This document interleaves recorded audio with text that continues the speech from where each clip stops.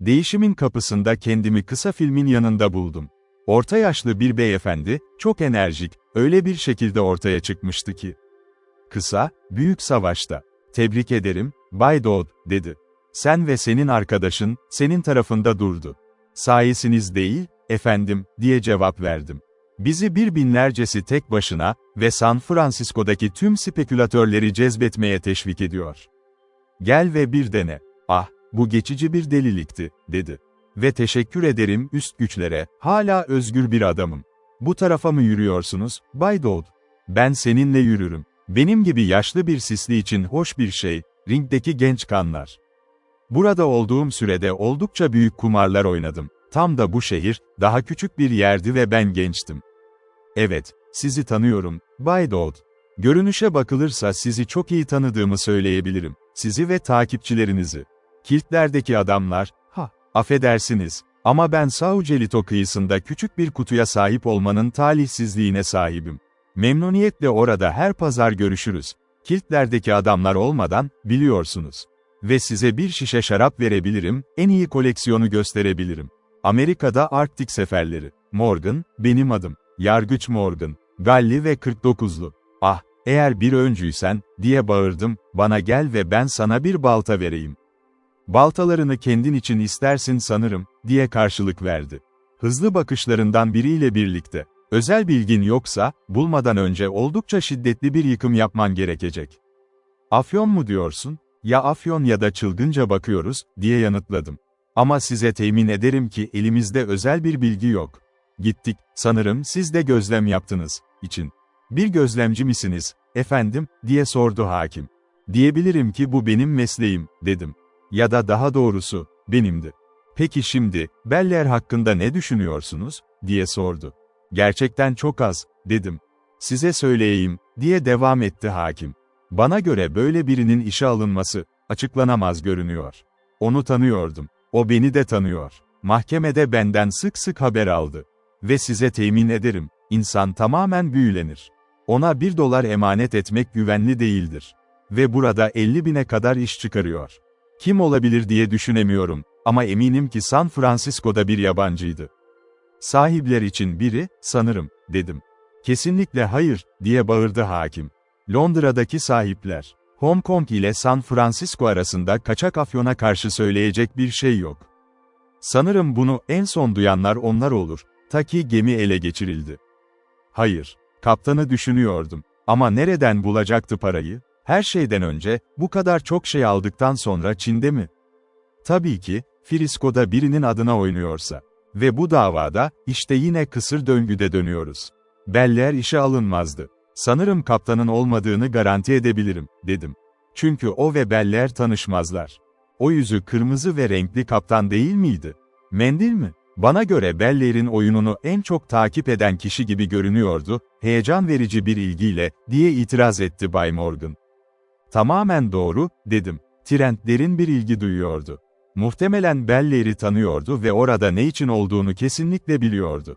Ama Beller'in Trent'i tanımadığını söylediğim, ateşe elimi koyabilirim. Başka bir tekillik, dedi yargıç. Büyük bir öğle vakti geçirdik. Ama eski bir avukatın tavsiyesini dinleyin. Midway adasına mümkün olduğunca hızlı geçin. Masada bir tencere para var. Ve Beller ile takımı, önemsiz şeylere takılacak adamlar değil. Bu vedalaşmayla avukatla yargıç Morgan el sıkıştı ve yola devam etti. Montgomery Street'te, Occidental Hotel'e girerken konuşmamızı bitirmiştik. Memurlar tarafından iyi tanınıyordum. Ve Pinkerton'u beklemek için orada olduğum anlaşılır anlaşılmaz, öğle yemeğinde, tezgahın içinde bir yere davet edildim. Emekli bir köşede, bu şiddetli deneyimlerden sonra biraz kendime gelmeye başlamıştım. Kim hızla içeri girdi ve bir memurla telefon kulübelerinden birine uçtu? Bay Henry 500. Beller. Yüz yüze mi? Adını ne derseniz koyun, ama dürtü karşı konulamaz oldu. Ayağa kalktım ve hemen adamın sırtına oturdum. Belki bu çok masum dinleme biçimi için bir bahane olabilir, yabancılar ve eğlence için sık sık uyguladığım bir şey. Aslında, insanın zekasına dair daha düşük bir görüş bilmiyorum, bir tarafın iletişimini duymaktan ibaret olan bu yöntemden. Central, dedi avukat, 2241 ve 584B, ya da böyle sayılar. O kim, peki? Bay Beller. Occidental. Teller diğer yerde kirli. Evet, yaklaşık 3 dakika. Evet, figürünüz. Özür dilerim diyelim. Hayır, hiçbir yetkim yoktu. Ne daha fazla ne az. Bunu varsaymak için her sebebiniz var. O, Pinkerton, Montana Blok. Evet, çok iyi, efendim. Nasıl isterseniz, efendim. 584 B'yi kesin. Beller ayrılmak için döndü. Arkasında beni görünce ellerini havaya kaldırdı. Yüzünü buruşturup irkildi, sanki bedensel saldırıdan korkuyormuş gibi. "O, sensin," diye bağırdı. Sonra biraz toparlanarak, "Vay. Sanırım Pinkerton'un ortağı. Sizi görmekten memnun oldum, efendim. Son başarınız için sizi tebrik ederim." Ve bununla birlikte, gitmişti. Geçerken itaatkar bir şekilde eğildi. Şimdi üzerime çılgın bir mizah geldi. Beller'in müdürüyle iletişim kurduğu belliydi. Numarayı biliyordum, adını değil. Hemen ararsam, muhtemelen geri dönecekti telefona o kişi. Neden sesimle bu gizemli kişiyle buluşmayayım ve param karşılığında biraz eğleneyim? Düğmeye bastım. "Merkez," dedim, tekrar 2241 ve 584 bu'ya bağlan. Hayalet bir merkez numaraları tekrarladı. Bir duraklama oldu, sonra, 2241, küçük bir ses kulağıma geldi. Bir İngilizce şarkı sesi, açıkça bir beyefendiye ait bir ses. "Yine sen misin, Bay Beller?" diye seslendi. "Anlatıyorum sana, boşuna. Siz misiniz, Bay Beller?" "O kim? Sadece bir soru sormak istiyorum," dedim kibarca. "Neden uçan Scoot'u almak istiyorsunuz?" Cevap gelmedi. Telefon minyatür bir şekilde titreşti ve uğulduyordu. Büyük bir şehir hakkında sayısız konuşma. Ama 2241'in sesi, sessizdi. Bir kez, 2 kez sorumu sordum. Küçük, şarkı söyleyen İngilizce sesi, artık duyulmuyordu. O zaman adam kaçmıştı. Küstah bir sorudan kaçmıştı. Bu bana pek doğal gelmiyordu. Kötü olanların ilkesi dışında, hiçbir kimse peşinden gitmediğinde hızlı kaçmaz. Telefon listesini aldım ve numarayı aradım, 2241, Bayan Keane, koşum 942 Mission Street. Eve gidip küstahlığımı yenilemek dışında, yapabileceğim tek şey buydu. Yine de, ofisin köşesindeki yerime döndüğümde, belirsizliğin yeni bir unsurunu fark ettim. Gizli, belki de tehlikeli bir unsur. Ve şimdi zihinsel galerimde yeni bir resim vardı. Enkazın yanında deniz kuşları ve gölgenin altında asılı kalan kaptanla birlikte. Trent kırmızı alnını silerken, telefonlu bir adamın fotoğrafı. Zar kutusunu kulağına götürmüş. Tek bir sorunun küçük sesi üzerine aniden kül gibi beyazlamış. Bu düşüncelerden saatin vurmasıyla uyandım. Bir Pinkerton'un ayrılmasından beri saat ve neredeyse 20 dakika geçmişti. Para, 20 dakika gerideydi. Ve bunu çok iyi bilen biri bana iş anlatımını açgözlüce anlatıyor, demirini defalarca överek dakikliğini övüyordu. Bu çok şey anlatıyordu. 20 dakika yavaş yavaş bir saate uzandı. Saat neredeyse bir saniyeye kadar uzadı ve hala oturuyordum. Ofisin köşesinde ya da salonun mermer kaldırımında yürürken, en berbat kaygı ve tövbe dolu bir av gibi. Öğle yemeği saati neredeyse gelmişti. Ama yemediğimi hatırlamadan önce değil. Tanrı bilir ki hiç iştahım yoktu. Ama hala yapılacak çok şey olabilirdi. Kendimi düzgün şekilde tutmam gerekiyordu. Sadece şimdiki zamanı sindirmek için değil, olası kötü haberleri de karşılayabilmek için. Pinkerton için haber bırakarak masaya oturdum ve çorba, istiridye ve bir pint şampanya istedim. Kısa sürede hazır olmamıştım ki, arkadaşım geri döndü. Solgun ve oldukça yaşlı görünüyordu. Yemek hakkında duymayı reddediyor, çay istiyordu. "Sanırım her şey hazır mı?" dedim. İnanılmaz bir çöküntüyle. "Hayır," diye yanıtladı. "Üstesinden geldim, Ludon, sadece başardım. Tüm Frisco'dan bir kuruş bile toplayamadım. İnsanlar bundan hoşlanmıyor. Longhurst bile bana geri döndü. O bir 3 kartlı monte adamı." "Peki, ihtimalimiz nedir?" dedim. "Tek istediğimiz buydu, değil mi? Ludon, sana söylüyorum. O para için kan ödemek zorunda kaldım," diye bağırdı arkadaşım. Neredeyse vahşi bir enerji ve hüznüyle. "Her şey hazır 90 günde. Bir gün daha bulamadım, başka bir gün daha. Eğer bu işi yapacaksan, Ludon, sen kendin gidip kürk sineği." "Tabii ki kalacağım. Kalmalı ve bu şehirdeki sorunlarla yüzleşmeliyim. Ama söylüyorum, gitmeyi çok istiyorum." Bunları gösterirdim. Deniz işçilerinin şişman kaba hayvanları, o kazağının içinden geçiyordum ve diğer uçtan, kendilerini güverteye çıkarmadan önce. Ama elinden geleni yapacaksın, Ludon. Bunun için sana güveniyorum. Git kelimesinden itibaren tamamen ateş, cesaret ve acele ol. O Schooner ve gemideki Boodle'lar 3 ay önce burada olmalı, yoksa çöker. Elimden gelenin en iyisini yapacağıma yemin ederim, Jim. Çift gelgitlerde çalışacağım, dedim. Bu işte olman benim suçum, seni yakalayacağım ve tekrar dışarı çıkaracak ya da kendimi öldüreceğim. Ama ne diyorsun? Devam edersek, başka seçeneğimiz var mı? Buna geliyorum, dedi Jim. Yatırım konusunda şüphem yok. Bunun için kendinizi suçlamayın. Güzel bir iş içgüdüsü gösterdiniz. Sanırım o küçük avukat ne yaptığını biliyordu. Ve ötesine geçmekten başka bir şey istemiyordu. Hayır, kar var anlaşmada. Mesele bu değil. Mesele şu 90 günlük faturalar ve benim yüklenim. Kredim sayesinde inişli çıkışlı gittim, borç aldım, yalvardım ve rüşvet verdim. Frisco'da benden başka bir adam olduğuna inanmıyorum, diye aniden kendine hayranlıkla bağırdı. Kim yapabilirdi? Son 10.000'ini topladım. Sonra başka bir şey daha var. Ben o afyonu adalar üzerinden satmış olmayı umuyordum. Bu daha güvenli ve karlı olurdu. Ama bu 3 aylık sınırla, Honolulu düzlüğü için raylar ve buharlı gemilerle iletişim kurmak gerek. Denemeye çalışacağım. Orada senin için bir şeyler hazırlayacağım. Bu konuda paylaşım yapan bir adamla konuşturacağım. Adalara ulaşır ulaşmaz onu gözet.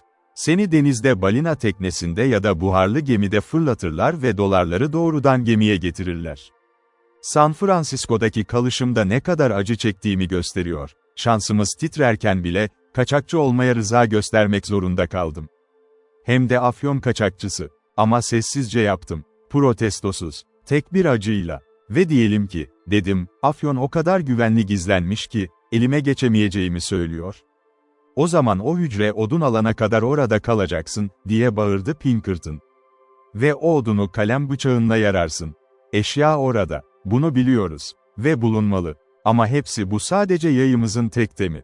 Ama size söylüyorum, kafa üstüne girdim. Sanki en düşük paramızmış gibi. İlk şey, bir kuruş toplamadan önce ve kafamda başka bir düşünce varken, ilk yaptığım şey Schooner'i güvence altına almak oldu. The Nora Crane, 64 ton. Amacımız için yeterince büyük, çünkü pirinç bozuldu ve San Francisco'dan en hızlı tonaj. 200 bonus ve aylık 3 tüzük hakkı karşılığında, kendi zamanım için onu aldım. Ücret ve erzak, diyelim ki 400 fazla. Kovaya bir damla bırak. Yükü çıkarmaya başladılar yaklaşık 2 saat önce. Ve yaklaşık aynı zamanda John Smith mağazalar için sipariş verdi. Buna iş diyorum. Bunda hiç şüphem yok, dedim. Ama diğer düşünce, işte burada, dedi Jim. Bana katılıyor musun? Bellaire daha yükseğe çıkmaya hazır mıydı? Nereye geldiğini gördüm. Evet, neden olmasın, dedim. O mu sattırdı? İşte o satır, Ludon Dodd, diye onayladı Jim. Eğer Bellaire ve müdürü beni daha iyi yapmak istiyorsa, ben onların adamıyım. Ani bir düşünce, ani bir korku zihnime geldi. Ya haklıysam, ya çocukça nezaketim müdürü korkutmuşsa ve böylece şansımızı yok etmiş olsaydık?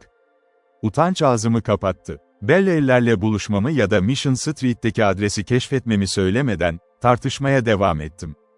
Şüphesiz 50.000 aslında yuvarlak bir miktar olarak bahsedilmişti, dedim. Ya da en azından Bellaire öyle düşündü. Ama aynı zamanda harici bir toplam olabilir. Ve zaten yaptığımız masrafları karşılamak için para ve Schooner için, her iki olaya da hazır olmak gerekiyordu. Onları örtmek için oldukça büyük bir avans isteyeceğim. Bellaire 60.000'e kadar gidecek, diye yanıtladı Pinkerton. Bence doğru şekilde ele alınırsa, 100 tane alacaktı. Satışın sonunda nasıl geçtiğine geriye dönüp bak. Bellaire'le ilgili benim de izlenimim bu, diye itiraf ettim. Söylemeye çalıştığım şey, Bellaire'in kendisi de yanılmıştı. Aslında yuvarlak bir toplam olması gereken şeyin, dışarıdan bir şey olduğunu düşündü. Peki, Ludon, eğer öyleyse, dedi Jim. Olağanüstü bir yüz ve ses ağırlığıyla. Eğer öyleyse, uçan Scudu 50.000'de alsın. Ve sevinç onunla gitsin. Kaybı tercih ederim. Öyle mi, Jim? Biz bu kadar mı battık, diye bağırdım. Elimizi tekrar çekemeyeceğimiz kadar uzağa koyduk, Ludon, diye yanıtladı. Adamım, o 50.000 dolar, tekrar temizlenmeden önce neredeyse 70'e mal olur. Evet, anlaşılır. Aylık %10'dan fazla artım gelir. Ve daha iyisini yapamazdım. Nefes almanın da bu kadar iyi yapabileceği adam yok. Bu bir mucizeydi, Ludon. Kendime hayran kalmadan edemedim. Ah, keşke sadece 4 ayımız olsaydı. Ve biliyorsun, Ludon, belki hala yapılabilir. Enerjin ve cazibesinle, eğer en kötüsü olursa, o şuneri bir şoner kullandığınız gibi pikniklerinde çalıştırabilirsin. Şansımız olabilir. Ve aman tanrım, eğer bunu başarırsak, ne kadar cesur bir operasyon olacak. Ne reklam, hayatımız boyunca bahsedecek ve hatırlayacak ne güzel bir şey. Ama aniden sözünü kesti. Ama önce güvenli olanı denemeliyiz. İşte hileli için, zihnimde başka bir mücadele vardı. Şimdi bile itiraf etmeliyim. Mission Street adresini bilmek. Ama olumlu olan o anı kaydı. Şimdi yaptım, bu da durumu daha da garip kılıyordu. Sadece orijinal keşif değil, itiraf etmeyi geç bastırmamda. Elinde değildi. Daha doğal yolun temsilcisinin ofisinin yolunda müdür. Ve bu benim üzerimde ağır bir yük oldu. Zaten çok geç kaldığımıza inanıyordum. Adam 2 saat önce gitmiş olabilirdi. Bir kez daha sustum. Telefonda onun evde olduğundan emin olmak için konuştuktan sonra, avukatlık ofisine doğru yola çıktık. Herhangi bir Amerikan şehrinin sonsuz sokakları bir uçtan diğerine uzanır, garip dereceler ve ihtişam ve sıkıntılar içinde. Aynı isimle anıtsal depolar, denz ve hırsızların meyhaneleri, villaların çalılıkları. San Francisco'da, yerin keskin eşitsizlikleri ve deniz sınırı bu zıtlıkları fazlasıyla abartıyor. Bizim için şimdi yükselen kumlar arasında bir yerlerde Lan Mountain mezarlığı. O oldukça rüzgarlı Olimpos'un karşısında bir dönem boyunca koştu. Nob Hill'i geçti ya da sınırını çevreledi. Neredeyse hemen ardından küçük evlerden oluşan bir sahne, oldukça küstahça boyanmış. Ve gözlemcinin gözüne tanısal özellik sunuldu, küçük ve renkli kapılardaki devasa pirinç plakalar. Sadece hanımların isimleri, Nora, Lily veya Florence. Çin kasabasını dolaştı, burada kesinlikle afyon mahzenleri vardı. Bloklar tavşan yuvalarına benzetilen 100 kapıyla delinmişti, pasajlar ve galeriler. Köşede yüksek bir tanıtım gördük örneğden. Ve dalışlar ve depolar arasında şehre doğru ilerledi, su farelerinin cephesi ve bölgesi. Kariyerinin bu son aşamasında, hem kirli hem de yalnız, bazen sessiz, bazen kükreyen bir yerde. Dreis tekerleklerinin gürültüsünün arasında, iddialı bir ev bulduk, düzenli ve rastik bir dış merdivenle döşenmişti. Sütunun üzerinde merdivende altın harflerle yazılmış siyah bir plaka vardı, Harry 500. Beller, avukat. Görüşmeler, 9'dan 6'ya. Merdivenleri çıkarken, balkonda açık duran bir kapı. Bay Belle, yazıtını taşıyordu. Acaba sırada ne yapacağız, dedim. Sanırım doğrudan içeri giriyoruz, diye karşılık verdi Jim, ve harekete uygun oldu kelimeye kadar. Bulunduğumuz oda temizdi, ama son derece çıplaktı. Oldukça eski usul bir sekreter duvarın yanında duruyordu. Yanında bir sandalye. Bir köşede yarım düzine hukuk kitabı bulunan bir raf. Ve ben başka bir mobilya parçası hatırlamıyorum. Bir çıkarım kendiliğinden geldi. Bay Beller genellikle kendisi oturuyordu ve müvekkillerinin ayakta durmasına izin veriyordu. En ucunda ve perdeyle örtülen kırmızı bayize, evin iç kısmıyla iletişim kuran ikinci bir kapı. Bu yüzden, biraz öksürük ve yere vurduktan sonra, sahtekarı ortaya çıkardık. Ve o da geldi. Çekingen, tüm dünyaya, bedensel saldırıdan korkan bir adam gibi, sonra misafirlerini tanıyınca, sadece bir nezaket patoksizmi yaşadı. Bay Pinkerton ve ortağı, dedi. Ben gideyim ve size koltuk getireyim. En önemli, dedi Jim. Zaman yok. Ayakta durmayı tercih ederim. Bu iş, Bay Beller. Bu sabah, bildiğiniz gibi, enkaz, uçan skut. Avukat başını salladı. Ve onu satın aldım, diye takip etti arkadaşım. Bir rakamdan, tüm bunlar yük ve koşullara orantılı mı? Ve şimdi daha iyi düşünüyorsunuz ve gitmek istiyorsunuz. Pazarlık mı? Bunu düşünüyorum, dedi avukat. Müvekkilim, sizden saklamayacağım, benden hoşnutsuzdu. Bence ikimiz de çok sinirlendik, Bay Pinkerton. Rekabet ruhu. Ama oldukça açık olacağım. Beyefendilerle ne zaman uğraştığımı bilirim. Ve neredeyse eminim. Eğer işi bana bırakırsanız, müvekkilim sizi pazarlık yapar, böylece kaybedersiniz. Yüzlerimize keskin gözlerle baktı. Hesapladı. Hiçbir şey, diye ekledi tiz bir sesle. Ve burada Pinkerton beni şaşırttı. Bu biraz fazla ince, dedi. Enkazım bende. İçinde bir cesaret olduğunu biliyorum ve tutmak istiyorum. İstediğim şey, biraz gereksiz masraflardan tasarruf etmek. Ve ödemeye hazır olduğum noktalar için para peşinden. Düşünmeniz gereken şu, ben seninle mi halledeceğim, yoksa doğrudan müdürünle mi? Eğer bana doğrudan gerçekleri söylersen, figürünüzü söyleyin. Sadece bir şey, diye ekledi Jim, parmağını kaldırarak. Para ödeme, dediğimde, gemi döndüğünde ödenecek faturaları kastediyorum. Ve bilgilerin güvenilir olduğunu bilmek istiyorum. Ben domuz satın almam. Avukatın yüzünün bir an aydınlandığını gördüm, sonra sesi Jim'in şartıyla birlikte gelince, acınacak şekilde soluyordu. Sanırım bu konuda sizden daha fazla bilginiz var, Bay Pinkerton, dedi. Sadece şunu biliyorum ki, aldım söylendi, denedim ama başaramadım. Sizi sevdiğim şey, Bay Beller, vakit kaybetmemeniz, dedi Jim. Şimdi, müşterinizin adı ve adresi. Düşünce, diye yanıtladı avukat. Tarif edilemez, gizli bir sesle. Kendi hakkımı iletmeye hakkım olduğunu göremiyorum. Müşterinin adını, istersen onu memnuniyetle ararım, talimat vermeni beklerim. Ama sana adresini verebileceğimi göremiyorum. Pekala, dedi Jim ve şapkasını taktı. Oldukça güçlü bir adım, değil mi? Daha iyi düşünmemek mi? Peki, hadi, $1 diyelim. Bay Pinkerton, efendim, diye haykırdı alınmış avukat. Ben de neredeyse Jim'in adamı yanlış anlayıp gittiğinden korktum. Çok fazla ileri gitmişti. $1 için hediye olarak mı kullanılacak, dedi Jim. Bakın, Bay Beller, ikimiz de meşgul adamlarız. Dışarıdaki figürüme geçeceğim hemen seninle. Kes şunu, Pinkerton, diye araya girdim. Adresi biliyorum. 924 Mission Street. Pinkerton mu yoksa Beller mi daha çok şaşırmıştı, bilmiyorum. Neden yılanı söylemedin, Ludon, diye bağırdı arkadaşım. Daha önce istememiştin, dedim. Ve kendimi bozararak, endişeli gözlerinin altındaki şakaklarıma bastırdım. Sessizliği bozan Beller'di. Elimdeki her şeyi nazikçe sağladı. Henüz öğrenmediği şeyleri. Bay Dixon'ın adresini bildiğinize göre, dedi. Açıkça yanıyordu, bizden kurtulmak istiyordu. Sanırım sizi daha uzun tutmam doğru olmaz. Pinkerton'un nasıl hissettiğini bilmiyorum. Ama ruhumda ölüm vardı. Dış merdivenden aşağıya, bu lekeli örümceğin yuvasından çıkarken, bütün varlığım Jim'in ilk sorusunu bekliyordu. Patlamaya hazırdım. Sanırım neredeyse gözyaşlarıyla tam bir itiraf yapacaktım. Ama arkadaşım hiçbir şey sormadı. Başarmalıyız, dedi, en yakın durağa doğru koşarak. Zaman kaybedilecek bir şey yok. Nasıl değiştiğimi gördün. Toprak, kaçak komisyonu ödemenin bir anlamı yok. Yine baskılanmama bir gönderme bekliyordum. Yine hayal kırıklığına uğradım. Jim'in bu konudan korktuğu açıkça belliydi ve neredeyse ondan nefret ediyordum gibi hissediyordum. O korku yüzünden. Sonunda, Mission Street'e doğru giderken gerilime artık dayanamadım. O adresi bana sormazsın, dedim. Hayır, dedi, hızlı ve çekingen bir şekilde. Neydi o? Bilmek isterim. Çekingen nota beni büfe gibi rahatsız etti. Öfkem o kadar ateşlendi ki. Bana sormamanızı rica etmeliyim, dedim. O, açıklayamayacağım bir mesele.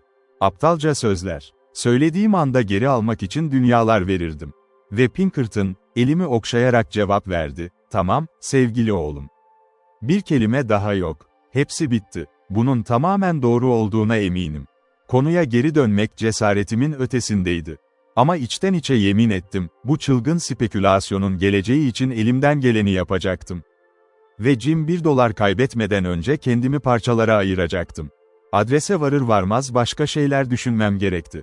Bay Dixon, gitti, dedi ev sahibi. Nereye gitmişti? Sana söyleyemem, diye yanıtladı. Oldukça bana yabancıydı. Yükünü ifade etti mi, hanımefendi, diye sordu Pinkerton. Hiç yoktu, diye yanıtladı. Dün gece geldi ve bugün yine bir çantayla ayrıldı. Ne zaman ayrıldı, sordum. Öğle civarı, diye yanıtladı ev sahibi. Birisi telefonu açtı ve onu istedi. Sanırım bir haber aldı. Çünkü hemen ayrıldı. Oysa odaları haftalık doluydu. Oldukça rahatsız görünüyordu. Sanırım bir ölümdü. Kalbim battı. Belki de aptalca şakamla onu gerçekten uzaklaştırmıştım. Ve yine kendime sordum. Neden? Bir girdapta döndüm, sürdürülemez hipotezler arasında. Nasıldı, hanımefendi, diye soruyordu Pinkerton, ben çevremden fark ettim. Temiz tıraşlı bir adam, dedi kadın. Ve yönlendirilebilir bir tanıma sürüklenmedi. En yakın eczaneye uğra, dedi Pinkerton sürücüye. Ve oraya vardığında, Telefon devreye girdi ve Pacific Mail Steamship Company'nin ofisine hızla ulaştı. Bir sonraki ne zaman Honolulu'da Çin buharlı gemisi dokunuyor? Pekin şehri. Bugün saat 1:30'da iskeleden ayrıldı, cevap geldi. Açık bir sürtü vakası, dedi Jim. Atladı. Ya da benim adım Pinkerton değil. Midway adasında bizi engellemeye gitti. Bir şekilde o kadar emin değildim. Davada bilinmeyen unsurlar vardı. Pinkerton'un bilmediği şeyler. Kaptanın korkuları, mesela. Ve Bay Dixon'ı korkutup kaçırdığım fikri, çok ince bir temele yaslansa da, zihnimde inatla tutunuyordu. Yolcu listesini görmemiz gerekmez mi? Sordum. Dixon çok suçlanan bir yaygın isim, diye karşılık verdi Jim.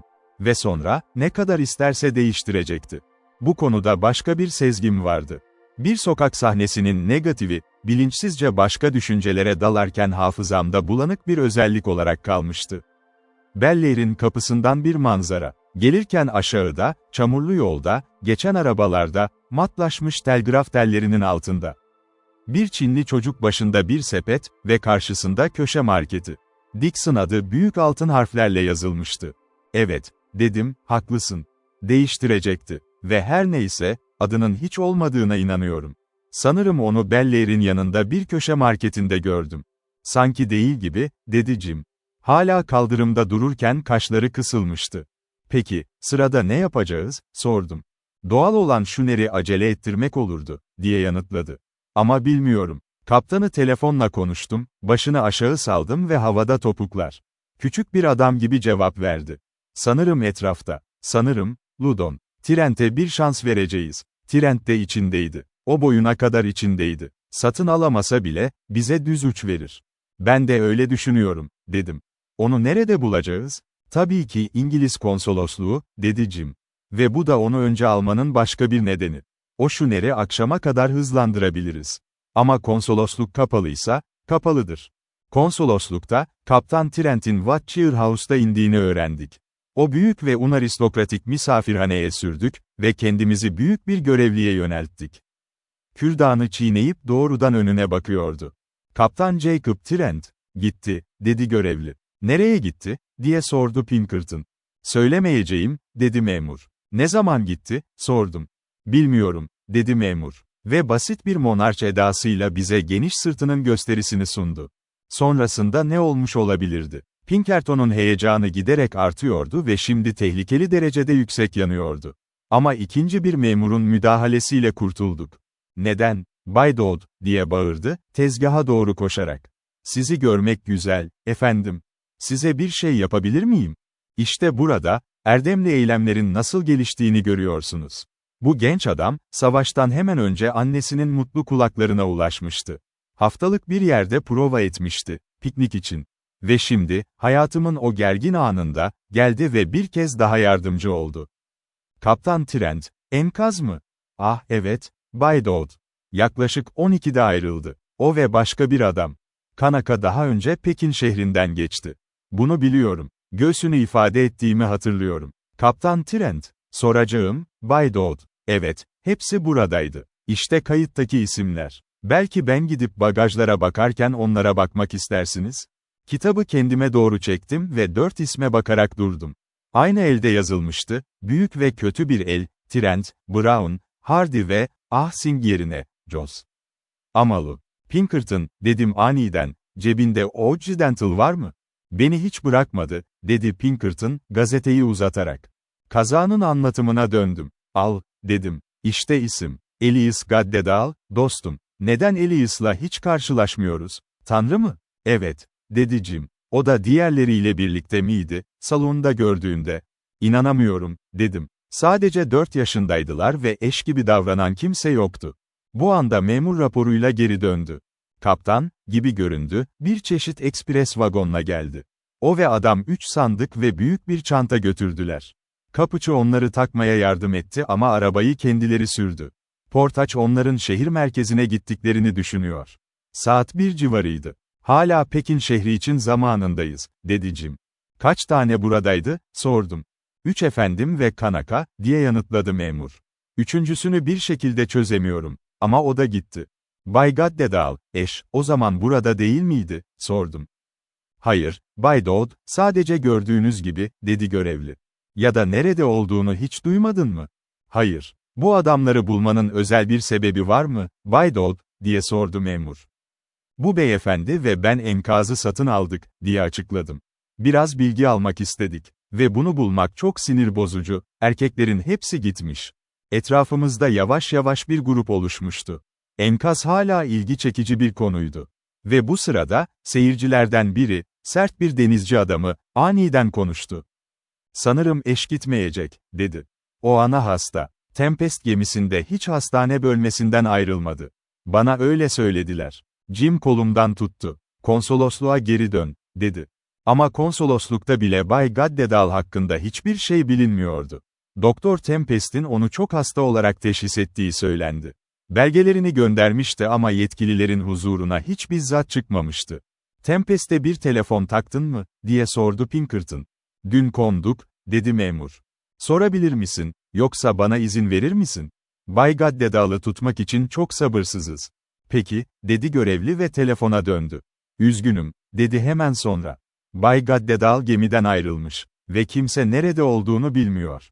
Erkeklerin eve dönüş biletini mi ödeyeceksiniz, diye aniden sordum, aklıma bir düşünce geldi. İsterlerse, dedi memur. Bazen yapmazlar. Ama bu sabah Kanaka'nın Honolulu'ya geçiş ücretini ödedik. Ve Kaptan Trent'in söylediklerine göre, diğerleri birlikte eve gidiyormuş. O zaman onlara ödeme yapmadınız mı, dedim. Henüz değil, dedi memur. Ve sana onların çoktan gittiğini söylesem çok şaşırır mıydın, sordum. Ah, yanıldığınızı sanıyorum, dedi. Ama gerçek bu, dedim. Yanılıyorsunuz eminim, diye tekrarladı. Bir dakika telefonunuzu kullanabilir miyim, diye sordu Pinkerton. Ve izin verilir verilmez, reklamlarımızın genellikle işlendiği matbaayı aradığını duydum. Daha fazlasını duymadım. Aniden büyük, kötü eli hatırladım. Shearhouse'da. Konsolosluk görevlisine Kaptan Trent'in yazılarından bir örneği olup olmadığını sordum. Bunun üzerine kaptanın biri kaybolmadan önce elini biraz açmış olarak yazdığını öğrendim. Günlüğün son kısmı bile Bay Gaddedal tarafından yazılmıştı.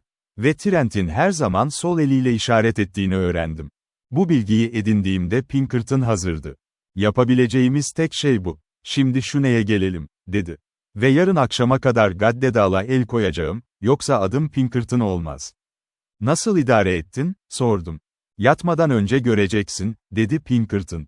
Ve şimdi, tüm bu geri ve ileri gitmelerden sonra, o otel görevlisinden ve o böcek Bellers'ten sonra, bu bir değişiklik ve bir tür teselli olacak. Shona, sanırım orada işler çok iyi. Ama iskelede vardığımızda hiçbir hareketlilik belirtisi yoktu. Mutfak dumanı olmasaydı, Nora Crane'da yaşam izi yoktu. Pinkerton'un yüzü soldu. Ağzı dikleşti. Gemiye atladı. Bu işin kaptanı nerede? Ve ifade tamamlanamadı. Kendi cümlesi için yeterince enerjik bir lakabı bulamıyordu. Kimin ya da neye hitap ettiği belli değildi. Ama muhtemelen aşçı, mutfak kapısında cevap olarak ortaya çıktı. Kulübede, akşam yemeğinde, dedi aşçı. Kasıtlı olarak. Çiğnerken konuşuyordu. O yük dışarıda mı? Hayır, efendim. Hiçbiri mi? Ah, biraz dışarı çıktı. Geri kalanını daha canlı şekilde ele alacağız. Sanırım yarın. Sanırım önce bir şey bozulacak, dedi Pinkerton. Ve kulübeye doğru yürüdü. Burada, şişman, esmer ve sessiz, cömert bir yemekle ciddi bir şekilde oturan bir adam bulduk. Girişimize baktı. Ve Pinkerton'u görünce, sessizce ona bakmaya devam ederken, başta şapka, kolları kavuşturmuş ve dudakları sıkışmış, hayranlık ve rahatsızlık karışımı bir ifade yüzüne yayılmaya başladı. Peki, dedi Jim. Ve buna acele ediyorsunuz etrafta. Sen kimsin, diye bağırdı kaptan. Ben Pinkerton, diye karşılık verdi Jim. Sanki isim bir tılsımdı. Kim olursan ol, çok medeni değilsin, diye yanıt verdi. Ama yine de belli bir etki yaratılmıştı. Çünkü hızla ayağa kalktı ve aceleyle ekledi, bir adam biraz akşam yemeği yemeli, biliyorsunuz, Bay Pinkerton. Eşin nerede, diye sertçe söyledi Jim. Şehir ortasında, diye karşılık verdi diğeri. Şehir yukarısında, diye alaycı bir şekilde bağırdı Pinkerton. Şimdi, sana şunu söyleyeyim. Sen bir sahtekarsın ve eğer çizmemi kirletmekten korkmuyorsam, seni ve yemeğini o iskeleye tekler. Sana da bir şey söyleyeyim, diye karşılık verdi kaptan. Karanlık bir sesle, kızarıyordu. Bu gemiyi olduğun adam için kullanmazdım. Eğer diz çökseydin. Şimdiye kadar beyefendilerle uğraştım. Sana asla satmayacağın birkaç beyefendinin adını söyleyebilirim, dedi Jim. İşte Longhurst'un çetesinin tamamı olur. Piponu o çeyreğe koyarım, dostum. Al. Hemen kalk. Tuzaklarına bak ve haşerelerini de yanına götür. Bu gece bir kaptan alacağım. O da bir denizci ve birkaç denizci onun için çalışmak üzere. İstediğim zaman gideceğim. O da yarın sabah, diye bağırdı kaptan peşimizden. Kıyıya doğru yola çıkarken. Bugün dünyada bir şeyler ters gidiyor. Aşağı yukarı gelin, diye bağırdı Pinkerton. Beller, sonra otel görevlisi, ve şimdi bu Freud. Ve bir kaptan için ne yapmalıyım, Ludon? Longhurst 1 saat önce eve gitmiş, çocuklar ise dağılmış. Biliyorum, dedim. Atla. Ve sonra sürücüye, Black Tom, Se'u biliyor musun? Oraya doğru titredik. Bardan geçtim ve Johnson'ın kulüp hayatının keyfini çıkarmasını sağladım. Masa bir tarafa itilmişti. Güney Denizi tüccarı, bir köşede ağız organı çalıyordu. Ve zeminin ortasında Johnson ve bir denizci arkadaşı, kolları birbirlerinin bedenlerine kenetlenmiş, yoğun biçimde dans ediyordu. Oda hem soğuk hem de yakındı. Bir gaz jeti sürekli olarak sanatçıların başlarını tehdit ediyor, kaba bir şekilde dökülüyordu aydınlatma. Ağız organı tiz ve kasvetli bir ses çıkarıyordu. Ve ilgili herkesin yüzü, kilise ağırlığı bakımındaydı.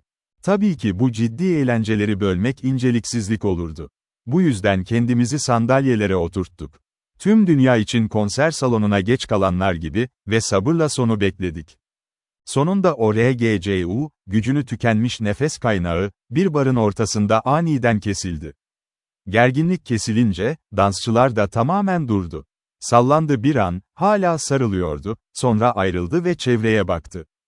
Alkış için. Çok iyi dans ettin, dedi biri.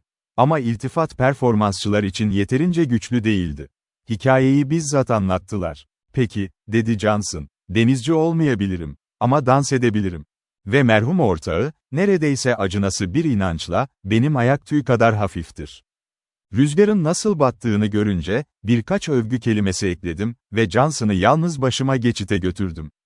Yatıştırılmış biriyle durumumuzu gerekli bulduğum kadar anlattım. Ve eğer kendisi bu işi alıp bana akıllı bir adam bulmak için gitmezse, yalvardım. Ben mi, diye bağırdı. Bunu yapabildiğim kadar cehenneme gitmeye çalış. Eş olduğunu sanıyordum, dedim. Yani bir dostum, diye kıkırdadı Johnson. Ve seni başka hiçbir şekilde göndermem. Ama şunu söyleyeyim, sanırım ARTY Nariz'i yakalayabilirim. Artie'yi gördüm. 1. sınıf navigatör ve tam bir dost tarz. Ve bana Bay Nares'in 6 ay sonra güzel bir bark vaadi verdiğini anlattı. İşler sakinleştikten sonra, bu arada çok özel yaşıyordu ve bir hava değişimine ihtiyacı vardı. Pinkerton'u çağırdım ve söyledim. Nars, diye bağırdı. İsme ulaştığım anda hemen öyle oldu. Bir adamın şansını kaçırırdım. Nares'in pantolonu giymişti. Neden Ludon, o San Francisco'da en zeki derin su arkadaşı ve gelirlerini düzenli olarak hizmet ve çıkıştan alıyor. Bu içten destek teklifi kabul edildi. Johnson, Nariz'i ertesi sabah 6'dan önce sahneye çıkarmayı kabul etti. Ve danışma için çağrılan Black Tom, bize 4 akıllı el verdi. Aynı saat boyunca. Hatta ayık olacağına söz verdim. Bu herkese aşırı görünmüştü. Black Tom, S'ten ayrıldığımızda sokaklar tamamen aydınlatılmıştı.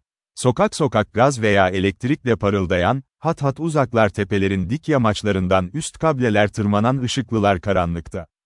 Diğer yanda, Körfez sularının görünmez şekilde titrediği yerde, 100 binici fener 100 geminin konumunu işaret ediyordu. Deniz sisi gökte yükseklerde uçuyordu. Ve insan yaşam düzeyinde, iş açık ve sakindi. Sessiz bir rızayla silahı ödedik ve akşam yemeği için Poodle Dog'a kola yürüdük. İlk istiflemelerden birinde, iş başında bir fatura etiketi olduğunu fark ettim. Bu iş için geç saatti. Ve Pinkerton'u kontrol ettim, ta ki çarşaf açılmalı. Bu senin fikrin, Pinkerton, diye bağırdım. Evet, hiç zaman kaybetmediler. Bunu onlar için söyleyebilirim. Öyle değil dolandırıcı, dedi. Ama dikkat et, Ludon, bu yarısı değil. En iyisi burada. Adamımızın hasta olduğunu biliyoruz. Yani, her hastaneye, her doktora ve her eczaneye San Francisco'da, posta yoluyla bir kopya gönderildi.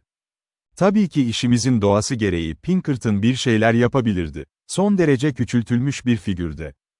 Tüm bunlara rağmen, dehşete döndüm gösterişinden. Ve bunu söyledim. Şimdi birkaç dolar ne fark eder, diye üzgün bir şekilde yanıtladı. Gerçekten 3 ay sonra çekim gelir, Ludon. Sessizce yürümeye devam ettik. Ürpermeden değil. Hatta Poodle'da bile yemeğimizi az iştahla ve daha az konuşarak aldık. Ve ancak Pinkerton'un temizlediği 3. kadeh şampanyayla ısındı, boğazını kapattı ve bana küçümseyici bir bakışla baktı. Ludon, dedi, senin istemediğin bir konu vardı. Referans verilecek. Bunu sadece dolaylı olarak yapmak istiyorum. Değildi. Tereddüt etti. Benden memnun olmadığın için değil mi? Titreyerek bitirdi. Pinkerton, diye bağırdım. Hayır, hayır, az önce tek kelime etme, diye acele ederek devam etti. Bırak önce ben konuşayım. İnceliğini taklit edemem, takdir ediyorum. Ve bunu konuşmaktansa ölmeyi tercih ettiğini çok iyi anlıyorum. Ama yine de hayal kırıklığına uğrayabilir. Daha iyisini yapabileceğimi düşünmüştüm. Ama bu şehirde paranın ne kadar sıkı olduğunu ve böyle bir adamın. Douglas B. Longhurst, 49 yıllık bir adamın, San Diablo işgalcilerine karşı 5 saat boyunca mısır tarlasını tutan adamın, umutsuzluğa kapılmaya başladım. Belki hata yaptıklarını söyledik. Şüphesiz binlerce kişi daha iyi yapabilirdi. Ama sana sadık bir el veriyorum. Elimden geleni yaptım. Zavallı Jim, dedim. Sanki sana hiç şüphe ettim. Sanki harikalar yarattığını bilmiyordum. Bütün gün enerjini ve kaynağını hayranlıkla izledim. Ve o ilişkiye gelince, hayır, Ludon, daha fazla, bir kelime bile yok. Duymak istemiyorum, diye bağırdı Jim. Doğrusunu söylemek gerekirse, sana söylemek istemiyorum, dedim. Çünkü bu benim utandığım bir şey. Utanıyor musun, Ludon? Ah, öyle deme. Böyle bir ifade kullanma, şaka bile olsa, diye itiraz etti Pinkerton. Hiç utandığın bir şey yapmıyor musun, sordum. Hayır, dedi, gözlerini devirerek. Neden? Bazen sonrasında özür dilerim, düşündüğümden farklı sonuçlandığında. Ama ne için utanmak istediğimi göremiyorum. Bir süre oturup arkadaşımın sadeliğini hayranlıkla düşündüm. Sonra iç çektim. Jim, en çok ne için üzgünüm biliyor musun, dedim. Bu gidişlikte, evliliğinde sadıç olamam. Evliliğim, diye tekrarladı, iç çekişini tekrarlayarak. Hayır, şimdi benim için evlilik yok. Bu gece hemen ona anlatacağım. Sanırım beni bütün gün sarsan şey bu. Sanki hakkım yokmuş gibi hissediyorum, nişanlandıktan sonra bu kadar geniş çapta faaliyet göstermek. Biliyorsun Jim, bu benim işimdi.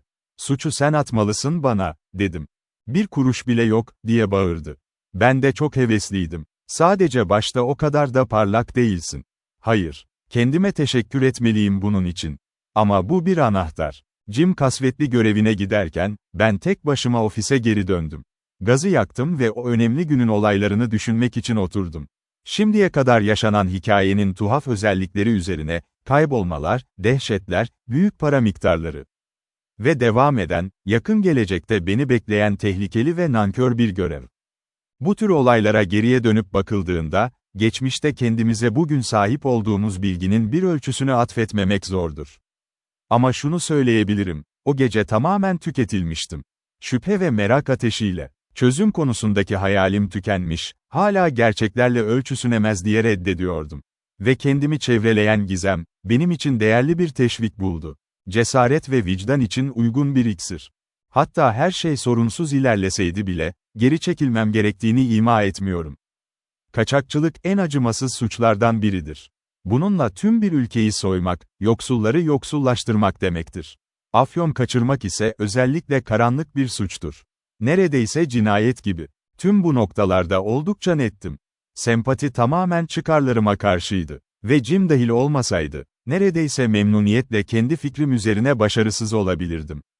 Ama Jim, tüm serveti ve evliliği benim başarıma bağlıydı. Ve arkadaşımın çıkarlarını herkesin çıkarlarından çok tercih ettim. Güney denizlerindeki adalılar dahil. Bu özel bir ahlak, belki. Ama o benim ve sahip olduğum en iyisi. Ve bu maceraya atıldığım için utanmıyorum. Gurur duyuyorum. İçindeyken ve arkadaşım uğruna, erken kalkıp geç uyudum. Her şeye kendi elimi koydum. Tehlikeleri geldikçe kabul ettim. Ve hayatımda bir kez, adamı baştan sona oynadım. Aynı zamanda, başka bir enerji alanı arzuladım. Ve gizem olmasaydı, belki devam ederdim. Ama neredeyse hiç coşkuyla olmazdı. O gece beni denize, adaya ve enkaza ilham veren şey, Orada bir cevap bulma umuduydu. Yüzlerce sorunun cevabı. Kaptan Trent'in neden kızmış yüzünün sararıp döndüğünün. Mission Street konaklamasındaki telefonda Bay Dixon'ın neden kaçtığının. Gözlerimi kapattığımda mutsuzdum. Ve mutsuzlukla doluydum ki, ertesi sabah tekrar açtım. Hala bir felaket hissi içinde. Anlamsız ve yorgun uzuvların bilincinde, kafam yüzüyordu. Bir süre hareketsiz ve aptalca mutsuz yatmış olmalıyım. Kapıda tekrar bir tıklama duydum. Bu keşifle birlikte tüm aklım alışılmış kanallarında aktı. Ve hatırladım, satışı, enkazı, Gaddedal'ı, Nariz'i, Johnson'ı ve Black Tom'u. Dünün sıkıntılarını ve günün çoklu çatışmalarını. Bu düşünce beni bir trompet gibi heyecanlandırdı. Savaş trompeti. Bir an içinde yataktan fırladım ve ofisin karşısına geçtim. Pinkerton açık kanepede derin bir uyku transındaydı. Ayağa kalktım, gece kıyafetimde, misafirlerimizi karşılamak için kapıda. Johnson, rehber olarak, ilk olarak gülümsedi. Biraz geriden, pazar şapkası kaşlarının üzerinden öne doğru eğilmişti. Arada bir pro dudaklarını terk ediyordu. Kaptan Nars önceki tanışmamızı kısa bir baş sallayışla hatırlattı. Yine arkasında, merdivenin tepesinde, Nora Crane'ın yeni mürettebatından bir düğüm denizci. Duvarı sırt ve dirsekleriyle parlatıyorlardı. Bunları yansımalarına bırakmadım. İki subayı hemen ofise taşıdım. Orada Jim'i omzundan tutarak, yavaşça bilincine salladım. Yurt dışında oturdu o anda ve yeni kaptana baktı. "Jim," dedim, "bu Kaptan Nars." "Kaptan, Bay Pinkerton." Nars kısa bir baş sallayışıyla tekrar etti. Hala konuşmuyordu. Ve ikimizi de dikkatli bir inceleme altında tuttuğunu sanıyordum. "O," dedi Jim, "bu Kaptan Nars, değil mi?" "İyi. Günaydın, Kaptan Nars. Tanışma zevkine sahip olmaktan mutluyum, efendim. Sizi itibarınızla iyi tanıyorum." Belki o anki koşullarda bu pek hoş karşılanma değildi. En azından Nars bunu bir homurtuyla karşıladı.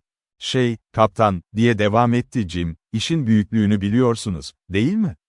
Nora Crane ile Midway adasına gideceksiniz. Bir enkazı bırakacaksınız. Honolulu'ya gideceksiniz, sonra tekrar bu limana döneceksiniz. Sanırım anladınız mı?" "Peki," dedi Nars. Aynı samimi çekingenlikle. "Bir sebepten dolayı ki biliyorsunuz. Bu gemi yolculuğu bana uygun olabilir. Ama bir iki nokta var. Konuşmamız gerekecek, Bay Pinkerton. Ama ben gitsem de gitmesem de, biri gidecek. Zaman kaybetmenin anlamı yok. Bay Johnson'a bir not verebilirsiniz. Elleri indirsin ve donanımı tamamen yenilemek üzere göreve başlasın." "Canavarlar ayık görünüyor," dedi büyük bir tiksinti havasıyla ekleyerek. "Ve çalışmaya ihtiyaç var, böyle tutun." Bu kabul edilince Nars Astı'nın ayrılışını izledi ve görünür bir nefes aldı. "Ve şimdi yalnızız ve konuşabiliyoruz," dedi. "Bu şeyde ne oldu? Burası Barnum'un müzesi gibi reklam ediliyor. O poster senin cephenin konuşmasına neden oldu. Bu başlı başına bir itiraz. Çünkü ben az önce biraz karanlıkta yatıyorum. Ve her neyse, gemiyi almadan önce neyi peşinden koştuğumu bilmem gerekiyor." Bunun üzerine Pinkerton ona tüm hikayeyi anlattı. Önce ticari bir hassasiyetle ve ilerledikçe kendini harekete geçirdi. Anlatı coşkusunun sıcak noktasına kadar. Nars oturup sigara içiyordu. Başında hala şapka ve hikayenin her yeni özelliğini kaşlarını çatarak onayladı. Ama soluk mavi gözleri onu ele verdi. Gözle görülür şekilde parladı. "Şimdi kendiniz göreceksiniz," diye sonlandırdı Pinkerton. Trent'in Honolulu'ya kaçtığı son şansı bile kullanmıyor. Ve o $50.000 büyük kısmını akıllı bir şuner kiralamak için kaçırmıyor. "Ortada, işte burada bir adam istiyorum," diye bağırdı Jim. Bulaşıcı bir enerjiyle. "O enkaz benim. Ödedim, peşinat. Ve eğer bunun için savaşmak zorunda kalırsam, canlı bir şekilde savaşmasını görmek istiyorum. 90 gün sonra geri dönemezsem, açıkça söylüyorum, bu kıyıda görülen en büyük büstü yapacağım. Bay Dodd ve benim için hayat memat meselesi. Ama yine de adada mücadeleye gelecek. Ve dün gece adını duyduğumda, bu sabah gördüğümde daha suç bir görüntü kafanda olan göz, dedim ki, Nars yeterince iyidir benim için." "Sanırım," dedi Nars, prosunun külünü inceleyerek, "o şuneri Farallons'un dışına ne kadar çabuk çıkarırsam, o kadar memnun olacaksın." "Hayalimi kurduğum adam sensin," diye bağırdı Jim. Yatakta zıplayarak, "Tüm kar setlerinde %5 dolandırıcılık yok." "Bir dakika," dedi Nars. "Başka bir nokta daha var. Bir süper kargo hakkında konuşulduğunu duydum." İşte Bay Dodd, ortağım, dedi Jim. Görmüyorum, dedi kaptan. Kuru bir şekilde. Benim gemimde bir kaptan, yeterli. Şimdi beni hayal kırıklığına uğratmaya başlama, dedi Pinkerton. Çünkü düşünmeden konuşuyorsun. Sana bu firmanın defterlerini mi kullanıyorum? Sanırım hayır. Bu sadece bir şey değil, sadece seyir değil. Bu bir iş operasyonu. Ve bu iş ortağımın elinde. O gemiyi götürürsen, o enkazı parçalar ve adamları tutarsın. Atladığınızda elleriniz neredeyse dolu olacak. Sadece şunu söyleyeyim. Bay Dodd tatmin edici şekilde yapılması gerekiyor. Çünkü Bay Dodd, bu parayı kazandırıyor. Tatmin vermeye alışkınım, dedi Bay Nars. Koyu bir kızarıklıkla. Ve burada da olacaksın, diye bağırdı Pinkerton. Anlıyorum seni. Tutması tıkanlısın ama baştan sona düz davranıyorsun. Ama pozisyon anlaşılmalı, diye karşılık verdi Nars. Belki biraz yumuşamıştı. Benim pozisyonum, demek istiyorum. Gemi yelken kaptanı olmayacağım. Zaten yolumdan yeterince çıktım, bu sivrisinek Junior ayak basmak için. Sana söyleyeyim, diye karşılık verdi Jim. Tarif edilemez bir Twinkle ile, sadece ballastta buluşalım, biz de Barkentine'dayız. Nars hafifçe güldü. Taktiksiz Pinkerton bir kez daha sağlam bir zafer kazanmıştı. O zaman başka bir nokta daha var, diye devam etti kaptan. Sonuncusunu sessizce bırakıyordu. Peki ya sahipler? Ah, bunu bana bırak. Ben Longhurst'un grubundan biriyim, biliyorsunuz, dedi Jim. Aniden diken diken açılmış bir kibirle. Yeterince iyi olan herhangi bir adam bana göre, onlar için yeterli. Onlar kim, diye sordu Nars. Mıntayır ve Spittle, dedi Jim. Ah, bana bir kartını ver, dedi kaptan. Yazmaya gerek yok. Mıntayır ve Spittle'ı yelek cebimde tutuyorum. Övünme öbür. Nars ve Pinkerton ile de hep böyleydi. İkisi de tanıdığım en kibirli adamlardı. Ve böylece kendini yeniden tesis ettikten sonra, kendi fikrinde, kaptan ayağa kalktı. Birkaç sert baş sallayışıyla ayrıldı. Jim, diye bağırdım, kapı arkasından kapanırken. Ben o adam gibi değilim. Sadece bunu yapmalısın, Loudon, diye karşılık verdi Jim. O tipik bir Amerikan denizcisi. Aslan kadar cesur, kaynaklarla dolu ve sahiplerinin yanında yüksek durur. Kayıtlı bir adam. Denizdeki vahşet için, dedim. Ne istersen söyle, diye bağırdı Pinkerton. İyi bir şeydi onu içeri aldığımız saat. Yarın Mamie'nin hayatını ona emanet ederim. Peki, Mamie'den bahsediyorum, dedim. Jim pantolonunu yarı giymiş halde durdu. O en cesur küçük ruh. Tanrı'nın yarattığı, diye bağırdı. Loudon, seni yere sermek istedim. Dün gece kalktım ve umarım bunu dostça karşılamazsın. İçeri girip uyuyan sana baktım. Ve hepinizin dağıldığını gördüm. Bıraktım seni. Haberler yine de devam edecekti. Ve sen bile, Loudon, benim hissettiğim gibi hissedemezdin. Ne haber, sordum. Bu taraf, dedi Jim. Ona nasıl durduğumuzu anlattım ve evlenmekten vazgeçtiğimi. Benden bıktın mı, dedi o kadın. Tanrım, onu kutsasın. Her şeyi tekrar anlattım. Yokluğun kaçınılmaz olduğunu, seni burada sadıç tutamayacağımı. Benden bıkmadıysan, sanırım bir yol görüyorum, dedi. Yarın evlenelim. Bay Loudon denize çıkmadan önce en iyi adam olabilir. İşte böyle söyledi. Net ve parlak. Dickens'ın karakterlerinden biri gibi. Konuşmak benim için iyi değildi. Smash. Beni daha çok isteyeceksin, dedi. Loudon, sadece dilediğimi diliyorum. Ona telafi eder. Dün gece yatağının yanında dua ettim. Sen uyurken yatıyorken. Senin, Mamie'nin ve benim için. Ve bilmiyorum, duaya gerçekten inanıyor musunuz? Ben biraz incirsilciyim. Ama bir tür tatlılık üzerimde doldu ve bunun bir cevap olduğunu hissettim. Hiç bu kadar şanslı bir adam olmamıştı. Sen, ben ve Mamie. Üçlü kord, Loudon. Ve seni çok seviyor ve seni çok başarılı ve çekici buluyor. Ve benim kadar kararlıydı seni sadıç olarak seçmekti. Bay Loudon, diye çağırıyor. Bana öyle geliyor, dost canlısı. Ve sabah 3'e kadar oturup bir kostüm hazırladı, evlilik için. Onu görmek bana iyi geldi, Loudon. O iğneyi gidip izledim ve, bütün bu acelecim, sadece seninle evlenmek için, dedim kendime. İnanamadım. Tam bir suçlama masası gibiydi. Düşün o eski teneke tip zamanları, kafamı çevirdi. O zamanlar çok saftım. Çok okuma yazma bilmez ve çok yalnız. Ve işte yonca içindeyim ve ne yaptığımı görebiliyorsam suçlanıyorum. Bu yüzden masum bir gevezelikle kalbinin doluluğunu döktü. Ve ben bu düzensiz iletişimlerden, Burada biraz ve orada biraz, yeni planının detaylarını öğrendim. Evleneceklerdi. Gerçekten de o gün. Düğün kahvaltısı Frank'in evinde olacaktı. Akşam, Nora Crane'a tanrı hızıyla yapılan bir ziyaretle geçecekti. Ve sonra ayrılacaktık. Jim evlilik hayatına, ben ise deniz girişimine. Bayan Mamiye'ye karşı kötü bir his duymuşsam, şimdi onu affettim. O çok cesur ve nazik, çok güzel ve maceraperestti. Hava yukarıda kurşunlu bir gökyüzü ve San Francisco, tüm deneyimlerimde, hiç bu kadar kasvetli ve zayıf görünmemişti. Erken yaşlanmış bir şehir gibi, sade ve çılgın. Ama tüm bunca boyunca, iskele kenarında dolaşırken ya da işler yaparken, kaba sesler ve çirkin manzaralar arasında, zihnimden geçen bir şey vardı. Sanki küçük bir müzik parçası. Arkadaşımın mutluluğu düşüncesi. Çünkü o gün gerçekten çok sayıda ve tutarsız meşguliyetle doluydu. Kahvaltı Jim neredeyse hiç yutulmadan önce belediye binasına ve Frank'in evine koşmak zorunda kaldı. Evliliğin dertleri için ve oradan John Smith'in depolarına acele etti. Oradan, sertifika ziyaretiyle Nora Crane'a gitti. Bence her zamankinden daha küçük görünüyordu. Çeşitli büyük gemiler onu yakından aşıyordu. Zaten bir düzensizlik kabusuydu. İskele yanında fıçılar, kutular, kasalar ve aletlerle dolu bir dünya, ip bobinleri ve devasa barut gibi minyatür variller. Hiçbir insan zekası onu dolduramaz gibiydi. Johnson belinde kırmızı bir gömlek ve tulum pantolon içinde, gözleri aktiviteydi. Onunla bir iki kelime alışverişi yaptım. Oradan arka tarafa doğru adım attım, ev ile raylar arasında dar bir ara sokak.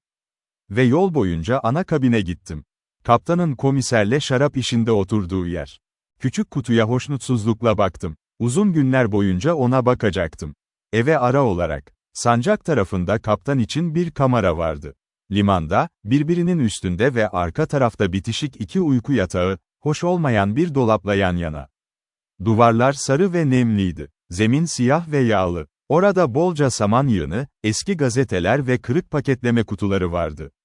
Süs olarak sadece bir cam askı, bir termometre, bir viski satıcısının iltifatlarıyla sunulmuştu. Ve sallanan bir lamba. Bunu öngörmek zordu. Bir hafta dolduğunda.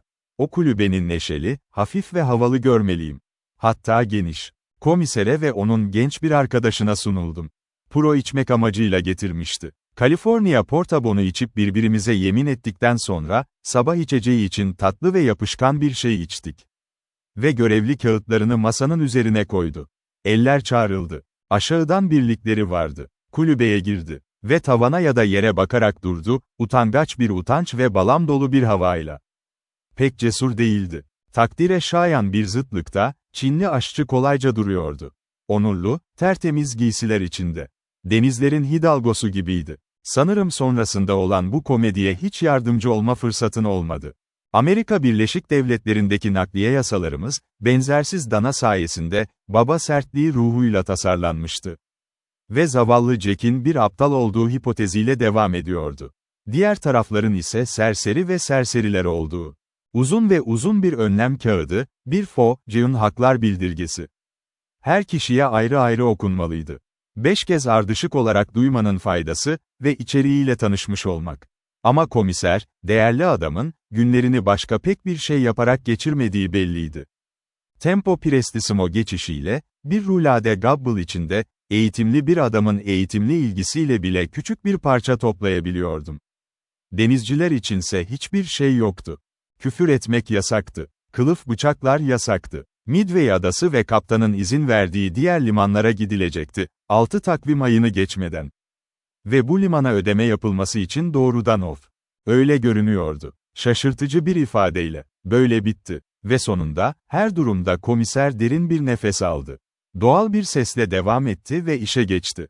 Şimdi, adamım, B'yi çok dolara, Amerikan altın parasına gönderiyorsun. Eğer varsa buraya imza atın ve yazabiliyorsunuz. Bunun üzerine isim, sonsuz sert nefes alarak, imzalandı. Komiser adamın görünümünü, boyunu ve benzeri yazdı. Edebi portre işinde tamamen mizaca güveniyordu. Çünkü herhangi bir modeline tek bir bakış attığını algılayamadım. Ama ona sürekli bir yorum desteği verdi kaptan, saçları mavi, gözleri kırmızı, burun 5 ayak 7 fit ve boyu kırılmış. Muhtemelen Amerikalı denizci kadar eski şakalar.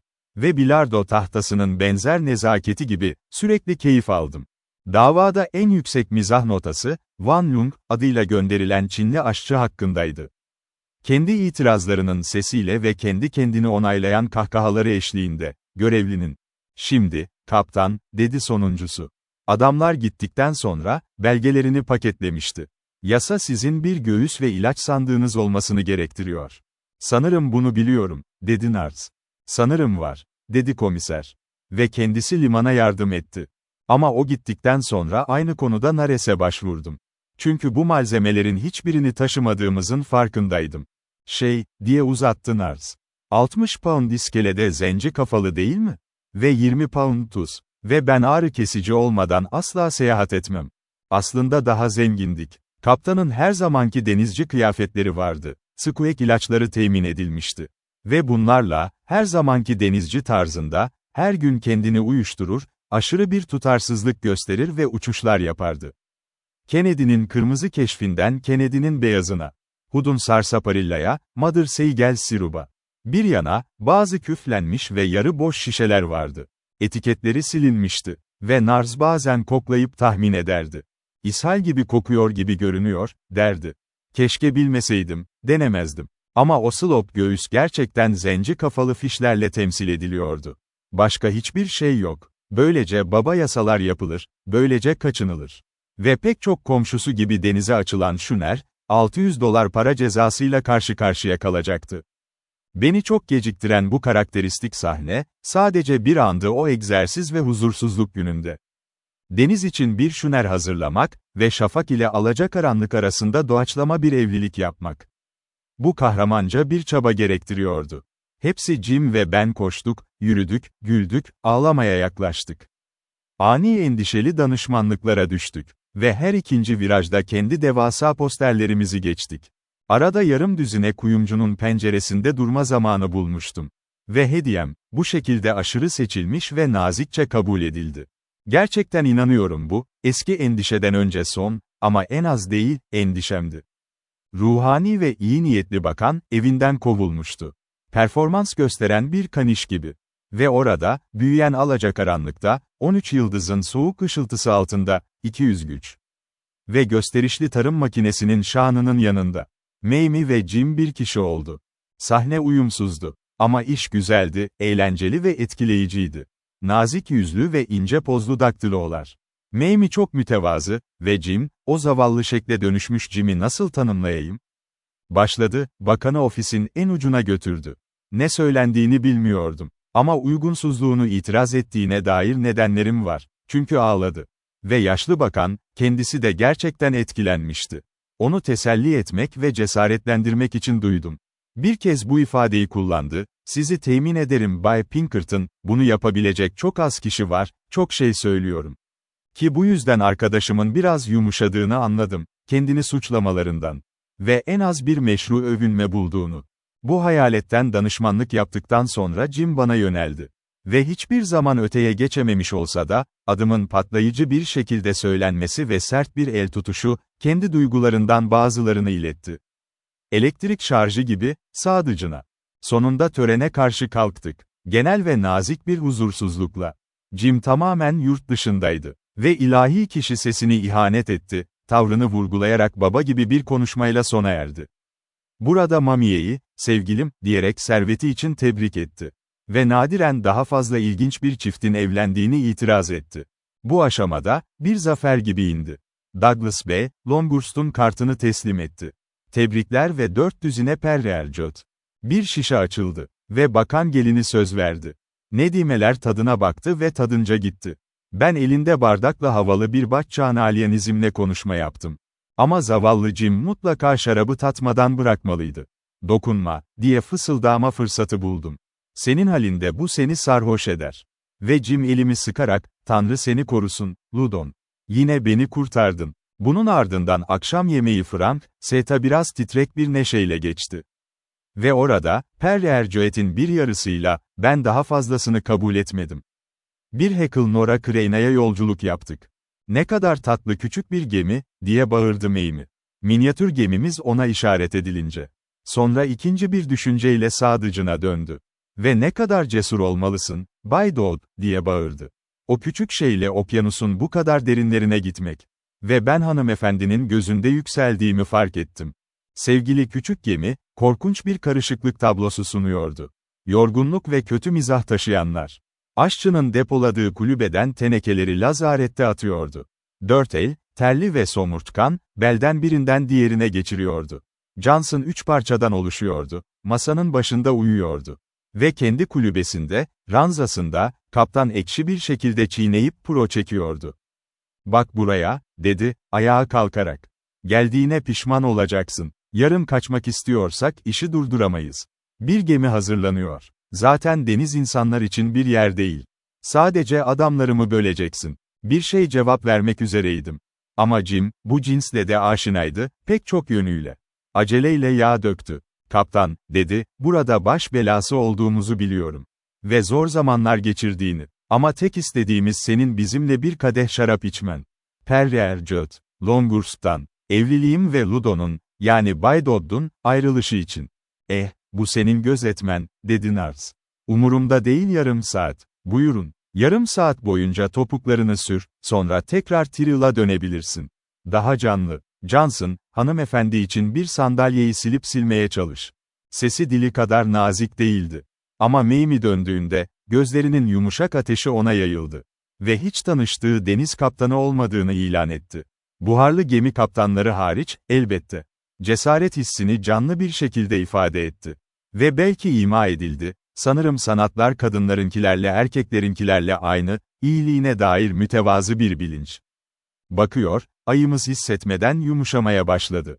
Ve zaten bir parça özür dileyerek, hala öfkeli bir şekilde değişmeden devam ederken, gönüllü olarak sinirlerinin bir eskizini verdi. "Oldukça karmaşalı olduk," dedi. "Mağazaların yarısı yanlıştı. Bir gün John Smith'in boynunu onun için sıkacağım." O zaman 2 gazete canavarı aşağı indi, benden metin çıkarmaya çalıştı. İlk elindeki şeyle tehdit ettim. Ve sonra bir çeşit misyoner böceği. Rayatea'ya ya da başka bir yere gitmek istiyordu. Ona onu iskeleden botumun ucuyla götüreceğimi söyledim. Küfrederek uzaklaştı. Bu gemi onun görünüşüyle değersizleşti. Kaptan konuşurken, tuhaf, mizahi ve kibirli sertliğiyle.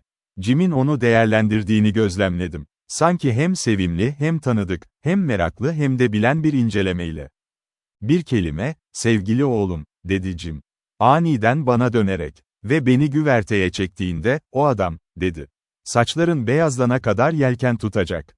Ama asla belli etme. Asla bir kelime bile söyleme. Onun repliğini biliyorum, tavsiye almadan önce ölecek. Ve eğer sırtını kaldırırsan, seni doğrudan altından geçirir." Sık sık kendi telefonumda sıkıştırdım tavsiyemi, Ludon. Ve yaptığımda, tamamen işlenmiş olduğum anlamına gelir. Kulübedeki küçük parti, felaketle başlamış. Ama bitmişti. Şarap ve kadının yumuşak etkisi altında, mükemmel bir his içinde ve biraz komiklikle. Mamie, peluş bir Gainsborough şapkası ve şarap rengi bir ipek elbise giymişti. Kaba çevresi ve yoldaşları arasında görünüşte bir kraliçe olarak oturuyordu. Kulübenin koyu tonları onun parlak süslülüğünü ortaya çıkarıyordu. Terry Johnson güzelliğine bir karşıttı. O zavallı yerde parlıyordu, tam bir güzellik yıldızı. Ta ki genellikle hayranlarından olmayan ben bile bir kıvılcım yakaladım. Hayranlık. Hatta kaptan bile, hiç mahrum tarzı olmayan biri bile. Evlenme teklifini olayın kalemle anılması gerektiğini söyledi. Bu, son perdesiydi akşamın. Görevimle aceleyle devam ederken yarım saat geçti, tamamlanana kadar 3'ten fazla uzatıldı. Mamie tam olarak değeri. Partinin geri kalanı sadece taslakla belirleniyordu. Ve sanatçının kendisi arka görüşte bir benzerlik olarak telaffuz edilerek tanıtıldı. Ama en iyi dikkatimi Mamie'ye verdim. Ve bu onunla, başlıca başarımı yaptım. "O," diye bağırdı. "Gerçekten öyle miyim?" Jim'in şaşırtıcı değil. Duraksadı. "Neden, o kadar güzel de değil." Ağladı. Bir epigram, takdir edildi ve tekrar ettik. Selamlar ve uzaklaşan çiftin ardından seslendik. İskeledeki lamba ışığının altında. Böylece vedalarımız bir pusu altında gizlice geçirildi. Kahkahalar ve vedalaşma başladı. Figürler kayboldu. Basamaklar sessiz şehir cephesi boyunca söndü. Gemide adamlar işlerine dönmüştü. Kaptan tek başına prosuna gitmişti. Ve o uzun ve karmaşık iş ve duygu gününden sonra, nihayet yalnız ve özgürdüm. Belki de kalbimi bu kadar etkileyen şey, esas yorgunluktu. En azından eve yaslandım ve sisli cennete baktım. Ya da lambaların titrek yansımalarında, bir adam gibi. Umuduyla tamamen bıkmış ve mezar sığınağını memnuniyetle karşılardı. Ve bir anda, böyle dururken, Pekin şehri zihnime geldi. Honolulu'ya 13 knot hızla yarışıyordu. Nefret ettiği Trent ile, belki gizemli Gaddedal gemide. Ve bu düşünceyle, kan tüm vücudumda sıçrayıp aktı. Hiç de bir kovalamaca gibi görünmüyordu. Demir sütunlara bağlı yatıyorduk sanki ve değerli anları fasulye konserveleriyle kandırıyorduk. Bırakın götürsünler önce orada, diye düşündüm. Bıraksınlar, çok geride kalamayacağız. Ve o andan itibaren, kendimi çok yönlü bir deneyime hazırlandım. Hiçbir şey eksik kalmamıştı. Ama bu karanlık düşünceyi eğlendirip karşılamam gerekiyordu. Kan dökülmesi bile olsa. Emek kulübeye dökülmeden çok önceydi ve buna değdi. Yatmaya gitmeye kadar. Ondan çok sonra, uyku bana gelmeden önce. Ve nadir bir an sonra, ya da öyle görünüyordu, bilincimi geri çağırdığım ağlayan adamlar ve gergin halkaların kavanozu. Ben güverteye çıkmadan önce şuner terk edildi. Sisli karanlıkta, ilk şafak vakti, römorkörü parlayan ateşlerle gördüm. Üflemeye başlayan duman ve çekiştirmenin Kofez'in sert sularını döydüğünü duydum. Yanımızda, tepe sürüsü, aydınlatılmış şehir yükseliyordu. Kabarışmış ham sis içinde. Onun bu kadar israf eden yanmasını görmek garipti. Yarı sönmüş ışıklılar, şafak çoktan güçlenmişken. Bana göster ve tanımamı sağla, yanında duran yalnız bir figür yığınlar. Yoksa gerçekten bunu fark eden kalp değil miydi? Göz müydü? Alacakaranlıkta, kıyı lambalarının arasında, gölge. Bilmiyorum. Jim'di. En azından buydu. Jim. Son bir bakış için geldi. El sallamak için sadece zamanımız vardı. Veda hareketi ve kelimesiz bir çığlık alışverişi. Bu bizim ikinci ayrılığımızdı. Ve artık kapasitemiz tersine döndü. Oynamak benimdi. Argonaut, işleri hızlandırmak, planlamak ve gerekirse başarmak için. Gerekirse hayat bahasına. Evde oturmak, takvimi incelemek ve beklemek, ona aitti. Bana sevinç veren başka bir şeyin yanı vardı. Biliyordum ki arkadaşım eğitimimde başarılı olmuştu. İşin romantizmi, eğer harika bir satın almanın adını hak etmişse. Sonunda dilletant doğamı harekete geçirmişti. Ve bulutlu Tamalpayz'in altından ve gürültünün arasından geçerken, Körfez'in dar köşelerinde. Yanke kanı damarlarımda gerilimle şarkı söylüyordu. Coşkuyla. Kafaların dışında, arzumu karşılamak istercesine, taze üflediğini bulduk. Kuzeydoğu, zaman kaybedilmemişti. Güneş henüz doğmamıştı. Tuğteli'yi indirdi, bize 3 düdük selam verdi ve döndü. Kıyıya doğru eve ilerlerken kenarında parıldamaya başlamıştı, günün en erken ışınları. Nora Kıray'na başka bir gemi görünmüyordu. Tüm düz yelkenlerin altında uzanarak, uzun ve yalnız yolculuğuna başladı. Enkaza. Pasifik yolculuğunun mutlu monotonluğunu hatırlamayı seviyorum.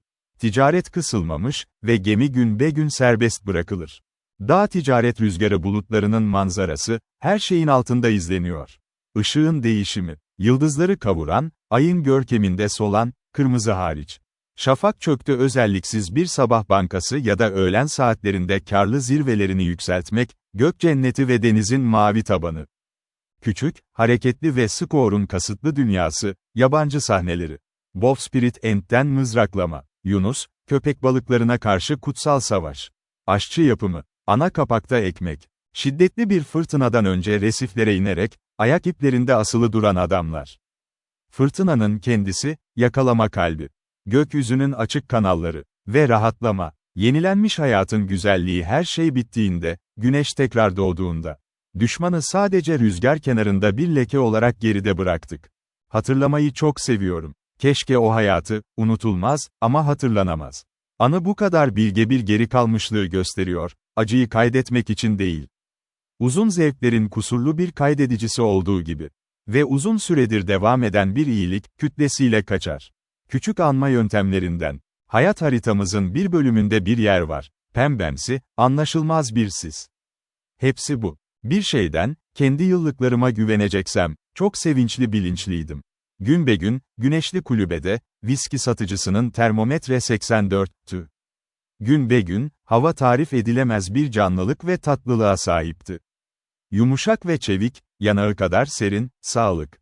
Gün geçtikçe güneş alevlendi. Gece gece ay işaret verdi ya da yıldızlar parlak alaylarını gösterdi. Ruhani bir değişimin farkındaydım. Ya da belki moleküler bir yeniden yapılanma. Kemiklerim bana daha tatlı geliyordu. Kendi iklimimde eve dönmüştüm. Ve geriye bakarak, o nemli ve kış bölgelerine acıdım. Ilıman olarak yanlış adlandırılmışlar. 2 yıl böyle bir şey ve rahat bir yaşam alanı, dedi kaptan. Bir nevi adamın direncini sallıyor. Başka bir yerde mutlu olmak için öpüş yapamam. Bir kasaba sakinim bu yolda, denizde yangın alan bir kömür gemisinde kaybolmuştur. Bir yerlerde sahile çarptı Navigator'da. Ve bana yazdı ki, oradan ayrıldığında ayaklar önünde ol. O da iyi durumda. Babası bazı sahil teknelerine sahip Down East. Ama Billy plajı tercih ediyor ve ekmek meyvesinden sıcak rulo alıyor ağaçlardan. Bir ses bana Billy ile aynı yolda olduğumu söyledi. Ama bu ne zaman? Bizim Nora Crane'a dışarı çıkan yol kuzeye oldukça doğru uzanıyordu. Ve belki bu, bilinçsizce sahip olduğum birkaç evcil hayvan gününün izlenimiydi, daha uzun yayılmış. Ya da belki bu his daha sonra üzerimde büyüdü. Honolulu'da. Bir şeyden eminim, bir ada görmeden önceydi, sadakatimi Güney denizlerine tarihlendirmem gereken isime layık. Boş deniz böyle gökyüzü altında cazip hale geliyordu. Ve nerede ticaret rüzgarı esiyorsa, bir şuner güvertesinden daha iyi bir ülke tanımıyorum. Ama yolculuğun sonu, yolculuğun kendisi için çekilen kaygıyla, bu nedenle en iyi tatil için sayılmış olmalı. Fiziksel sağlığım aşırı dayanıklıydı. Deniz ve gökyüzünün etkileri beni sonsuza dek meşgul etti kalem. Ve farklı bir düzeyde entelektüel egzersiz eksikliği yoktu. Tutarsız arkadaşım kaptanın çalışmasıyla. Burada ona arkadaşım diyorum, eşiğinde. Ama bu, çok ileriye bakmak için. İlk başta çok fazlaydım, onun barbarlıkları karşısında dehşete düşmüş. Vahşiliklerinden fazlasıyla şaşkın, küçük gösterilerinden çok sık rahatsız olmuştum. Onu varlığımın haçı olarak görmekten başka bir şey göremiyordum. Sadece dereceleri, nadir hoş anlarında, unuttuğunda ve beni de unutturduğunda, o zayıflıklarından vazgeçmek zorunda kaldığında, bir tür rızasız sevgi duygusu kazandı bende. Son olarak, tüm hatalar daha cömert bir görüşle kucaklandı. Onları yerlerinde gördüm, müzikaldeki diskordlar gibi ilerleme içinde. Ve onları kabul ettim, doğanın yaşanabilir yüzünde manzaralı bulduğumuz gibi. Volkanın dumanlı başını hayranlıkla izlemek ya da bataklığın zararlı çalılıkları gibi. Doğuda iyi insanlardan çıkmıştı. Kapsamlı bir eğitim almıştı. Öfkesi başından beri kontrol edilemezdi. Ve bu muhtemelen miras kalma kusuruydu. Kopmanın suçu tamamen onun değildi. En azından denize kaçtı. Korkunç kötü muamele gördü. Bu onu aydınlatmaktan çok sertleştirmiş gibiydi. Tekrar kaçtı. Güney Amerika limanında kıyıya. Yeteneğini kanıtladı ve para kazandı. Hala çocuk olmasına rağmen. Hırsızların arasına düştü ve soyuldu. Amerika'ya geri döndü ve bir sabah, yaşlı bir kadının kapısını çaldı. Bahçesini sık sık soymuştu. Giriş yetersiz görünüyor. Ama Nars ne yaptığını biliyordu. Eski komşusunun kapıda parçalanmış şekilde titrediğini görünce, tuhaflığının cazibesi, kadının kalbindeki yumuşak bir noktaya dokundu. Her zaman bir yaşlı kadına çok yakın, dedi Nars. Eskiden öyle olsa bile beni bahçeden koşturdu. Cırgınını ve eski buklelerini salladı. Ben pencereden dışarı çıkıp geçtim. Hep onun bir tür hoş eski kız olduğunu düşündüm. O sabah kapıya geldiğimde, ona böyle olduğumu ve tamamen parasız olduğumu söyledim. Ve beni doğrudan aldı ve pastayı çıkardı. Onu giydirdi, öğretti ve tekrar denize çıkardı. Her dönüşünde daha iyi durumda, her seyahatten eve geldiğinde onu ocağında karşıladı. Ve öldüğünde ona eşyalarını miras bıraktı. O iyi eski bir kızdı, derdi. Sana söylüyorum, Bay Dodd, bahçede yaşlı kadınla sohbet ederken görmek tuhaf bir şeydi. Ve yaşlı adam gözcülerin üzerinde bize somurtarak bakıyordu. Hemen yan evde yaşıyordu yaşlı adam. Ve sanırım beni oraya götüren şey buydu. Hem de onun bunu kötü bildiğini söyledim, yenildiğimi. Ve şeytana gitmektense onu tercih ederim. Kazmayı daha da zorlaştıran şey, yaşlı kadınla tartışmasıydı. Benim ve meyve bahçesi hakkında. Sanırım bu onu öfkelendirdi. Evet, gençken bir canavardım. Ama yaşlı kadına her zaman iyi davrandım. O zamandan beri mesleğinde sorunsuz bir şekilde başarılı oldu. Eski hanımefendinin parası Gleaner'ın yolculuğu sırasında düşmüştü. Ve o şimdi, o çatışmanın dumanı dağılır çekilmez, güvenli bir gemiye sahipti. Sanırım 30 yaşındaydı. Güçlü, aktif bir adam, mavi bir göz, kalın bir saç başı. Meşe renginde ve alçakta uzanan kaş. Temiz tıraş edilmiş ve çenesi eğimli. İyi bir şarkıcı. O deniz enstrümanı olan akordeonda gerçek bir sanatçı. Hızlı bir gözlemci, kapanış bir mantıkçı. İstediğinde gerçekten zarif bir hitapıl. Ve seçtiğinde, denizlerdeki en büyük vahşi. Erkekleri kullanması, zorbalığı, sürekli davranışı, sebepsiz yere hata araması, sürekli ve acımasız alaycılığı, belki de köle kadırgasında isyan çıkardı. Diyelim ki dümen sorumlusu gözü dolaştı. Sen küçük, kuzu yüzlü Dutchman, diye ağlardı. Seni kursta tutmak için bir çizme istiyorsun. Şehir cephesindeki küçük bir çamur gördüğümde anlarım. Sadece gözünü o pusuluya yapıştır. Yoksa sana çizmemin kalçasıyla gemiyi göstereceğim. Ya da arka tarafta bir el duracak bir el, belki bir dakika önce çağrılmıştı. Bay Daniels, ana sayfadan uzaklaşarak bana izin veriyor musun? Kaptan belki oldukça nazik bir nezaketle başlardı. Teşekkür ederim. Ve belki de bana çeyrek güvertede ne halt ettiğini söyler misiniz? Burada senin gibi bir pislik istemiyorum. Yapacak bir şeyin yok mu? Nerede eş? Beni senin için iş bulmaya gönderme. Yoksa sana sırtında 2 hafta tutacak bir iş bulurum. Böyle bağlılıklar, dinleyicisini mükemmel bir şekilde tanımakla tasarlanmıştı. Her hakaret eve taşınırdı. Tehditkar bir mimikle teslim edilirdi. Ve acımasızca zalim bir gözle. Mutsuz astların küçülmesi ve korkması kaçınılmazdı. Ben de sık sık şiddete tanık oldum. Çok sık duydum, gördüm ve içim yandı, korkak saldırganlıktan. Ve kurban, elleri kanunla bağlı olarak ayağa kalktı. Güverteden indirilen, sersemlemiş şekilde öne süründü. Bu zorba bağımlıyı sevmem garip geliyor. Hatta onun aşırılıklarına göz kulak olup devam etmeme izin vermem de garip görünebilir. Ama kamuya karışacak kadar korkak değildim. Yarımızın bir ya da 2 adamın kötü muamele edilmesini, diğer yarımızın bir yere kaz edilmesinden ve dar ağacında acı çekmesinden yeğlerdim. Ve özelde durmaksızın itirazlarımda bulunurdum. Kaptan, dedim ona, vatanseverliğine başvurarak, bu dayanıklı bir nitelikteydi.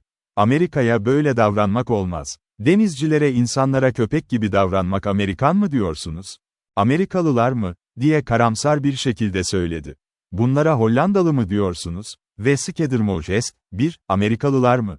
14 yıldır denizdeyim. Neredeyse tamamı Amerikan renkleriyle. Ve hiç Amerikalı görmedim. Ön direk. Eskiden böyle şeyler olurdu. Boston'dan çıkan ücretler $35'dı. Ve sonra gemilerin nasıl yönetildiğini görebiliyordunuz. Ama bunların hepsi geçmişte ve gitmiş. Günümüzde Amerikan gemisinde uçan tek şey, emniyet iğnesi. Bilmiyorsunuz. Tahmin edemezsiniz. Orta nöbetiniz için güverteye nasıl çıkmak istersiniz? 14 ay boyunca devam edin. Tüm görevinizi yaparak. Herkesin hayatı size bağlı. Ve kabinden çıkarken bir bıçak size saplandı ya da kum torbasına sokuldu, teknenin yanından geçerken. Ya da kapaklar kapalıysa ambara düştünüz. İyi havada mı? Bu, kardeşlik sevgisinin kıvrıldığını biraz sarsıyor. Ve Yeni Kudüs işlerinde yer aldı. Fabrikadan geçerseniz, her eski kabuk sırtına karşı daha büyük bir kin taşır. 3 okyanusta döktürülmüş. Hayır. Çirkin görünüyor ama gemiyi yönetmenin tek yolu, kendini korku. Deniz dilinde, Pasifik, Baltık havzasından gelen tüm teutonları ve halkı içerir. Scattermouch ise tüm Latinleri ve Levantileri. Gel, kaptan, dedim. Dereceler var her şeyde. Amerikan gemilerinin kötü bir adı olduğunu biliyorsunuz. Gayet iyi biliyorsunuz. Yüksek maaş ve güzel yemek olmasaydı, bir adam yoktu ki gönderirdi. Ve haliyle bazıları İngiliz gemisini tercih ediyor. Canavar yiyecekleriyle birlikte. Ah, limon suyu içiciler mi? Dedi. Limon suyu içicilerde bolca tekleme var sanırım. Ama bazılarının ne kadar yumuşak olduğunu inkar etmiyorum. Ve bununla birlikte, bir şeyi hatırlayan bir adam gibi gülümsedi. Bak, bu kafamda bir iplik getiriyor, diye devam etti. Ve şaka uğruna kendimi ifşa edeceğim. 1874'te, İngiliz gemisi Maria'da, Frisco'dan gemiye gönderildim. Melbourne'a. Bazı açılardan gemide bulunduğum en tuhaf araçtı. Yemek bir uyarıydı. Dudaklarına koyacak bir şey yoktu. Ama muhtemelen ucuz kutudan gelen limon suyu. Eskiden beni çok kötü hissettirirdi, erkeklerin yemeklerini görmek. Kendi yemeklerimi görmek ise üzgündüm. Yaşlı adam sanırım yeterince iyiydi. Adı Green'di. Yumuşak, babacı yaşlı bir serseri. Ama eller şimdiye kadar yönettiğim en düşük çeteydi. Ve denediğimde biraz ruh vermek, yaşlı adam onların tarafını aldı. Gilbert ve Sullivan açık denizlerde gibiydi. Ama kesin ki hiçbir erkeğe emirlerimi dikte ettirmem. Bana emirlerini ver, Kaptan Green, dedim.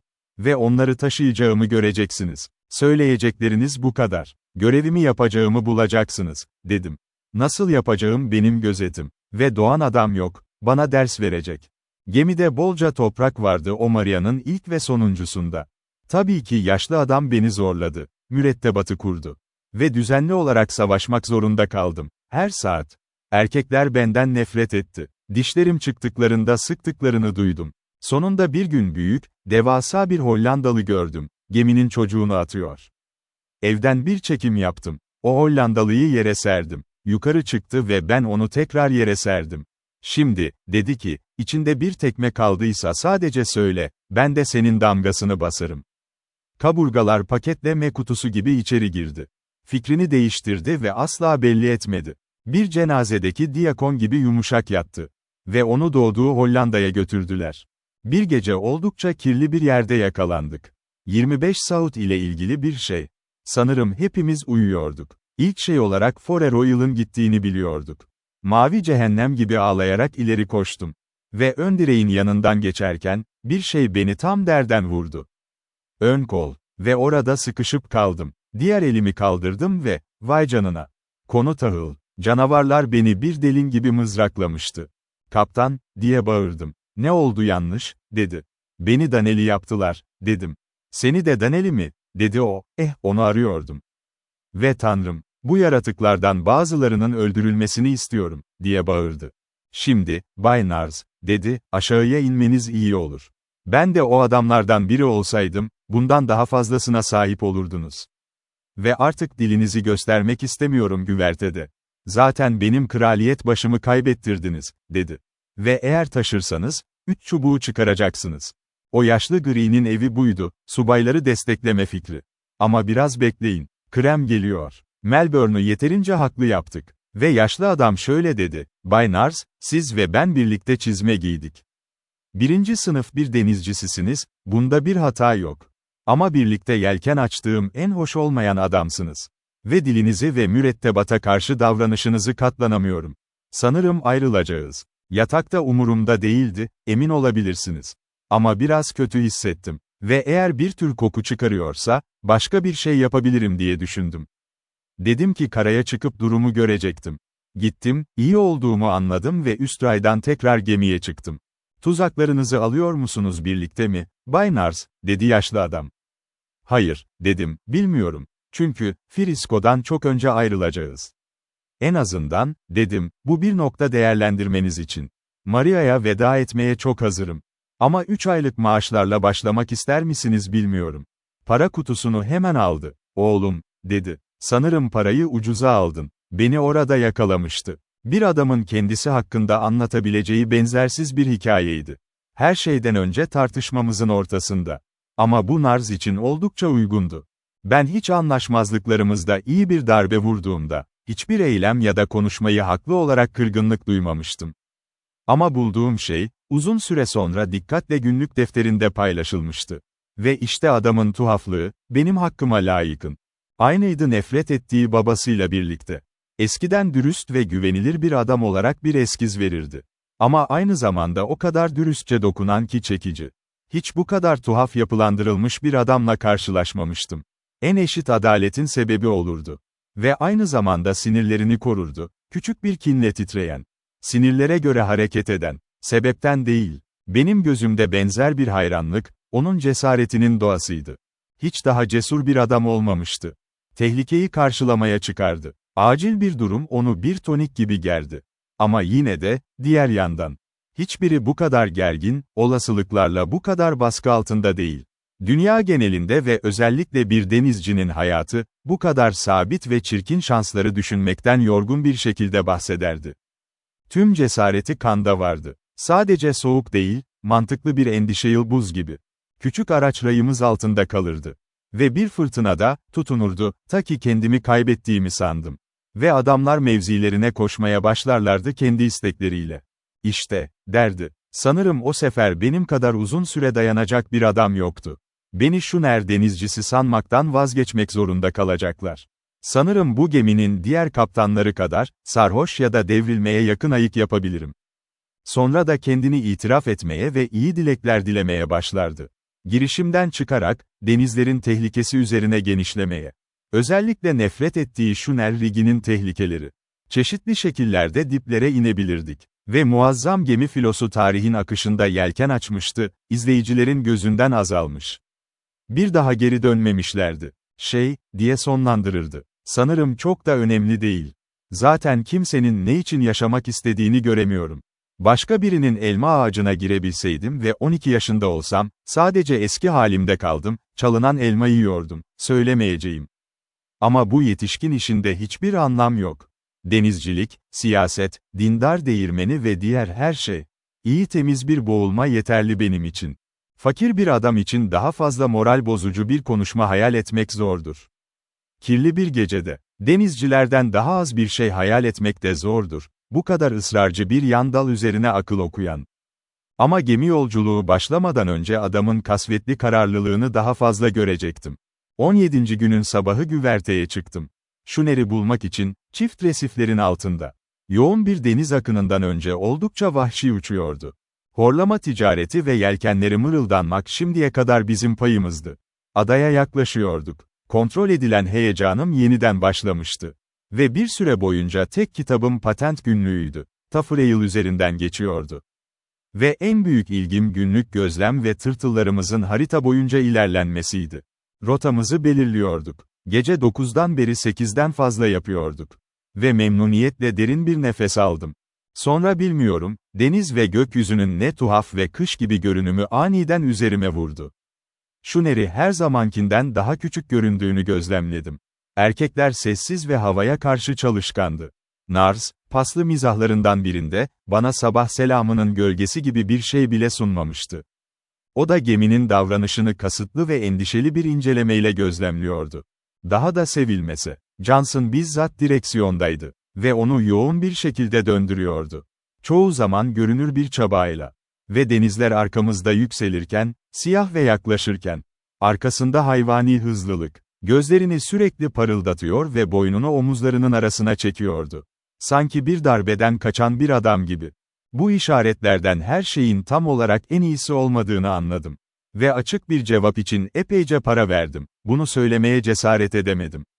Cesaret edecek olsaydım, mevcut tehlike sinyali varken kaptanın yüzüne bakmalıydım.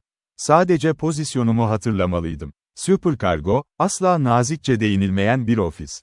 Ve çok sindirim zor bir şekilde aşağıya inmesi tavsiye edilen. Hiçbir şey yoktu bu yüzden. Belirsiz endişelerimi en iyi şekilde eğlendirmek için, kaptan beni kendi isteğiyle aydınlatmaya razı olana kadar beklemeliydim. Bu beklediğimden daha erken geldi. Gerçekten de, Çinli kahvaltıya çağırdı. Ve dar tahtanın karşısında yüz yüze oturduk. "Bakın, Bay Dodd," diye başladı. Bana biraz tuhaf bir bakış atarak. İşte bir iş noktası ortaya çıktı. Bu deniz hızla yükseliyor, son 2 gündür. Şimdi ise rahatlık için çok yüksek. Cam düşüyor. Rüzgar esiyor. Ve içinde ne olduğunu söylemeyeceğim. Eğer bırakırsak, belki rüzgar fırtınasına dayanmak zorunda kalabiliriz. Tanrı bilir, örneğin bu Fransız frigatı sığlıklarında. Eğer bırakırsak, o gider. Yarın öğleden sonra o adaya varırız. Ve biraz izin alacağız. Altında yatacak, eğer koşmak için seçemezsek. Sizin için önemli olan nokta şu, Kaptan Trent'in büyük risklerini alıp almayacağım. Yerin önüne geçmek, yoksa bir şeyler olma riskini almak. Ben bu gemiyi tatmin edeceğinize göre yönetmek, diye ekledi. Çirkin bir sesle, alaycı bir şekilde. İşte süper kargo için 1 puan. Kaptan, diye cevap verdim. Kalbim ağzımda. Risk, kesin başarısızlıktan iyidir. Hayat tamamen risk, Bay Dodd, dedi. Ama bir şey var, bir şey, şimdi ya asla. Yarım saat içinde Başdiyakos Gabriel, eğer bilerek merdivenlerden inmişse bile, onu yatıramaz. Tamam, dedim. Hadi koşalım. Koş, dedi. Ve bununla birlikte kahvaltıya daldı. Yarım saat boyunca turtayı saklayıp kendini dinlenişiyle geçirdi. San Francisco'da, Tekrar güverteye çıktığımızda direksiyonu Johnson'dan aldı. Görünüşe göre eller arasında kimseye güvenemiyordu. Ve ben yakın durdum yanında, bu yakınlıkta güvende hissediyor, korkulu bir sevinç alıyordum.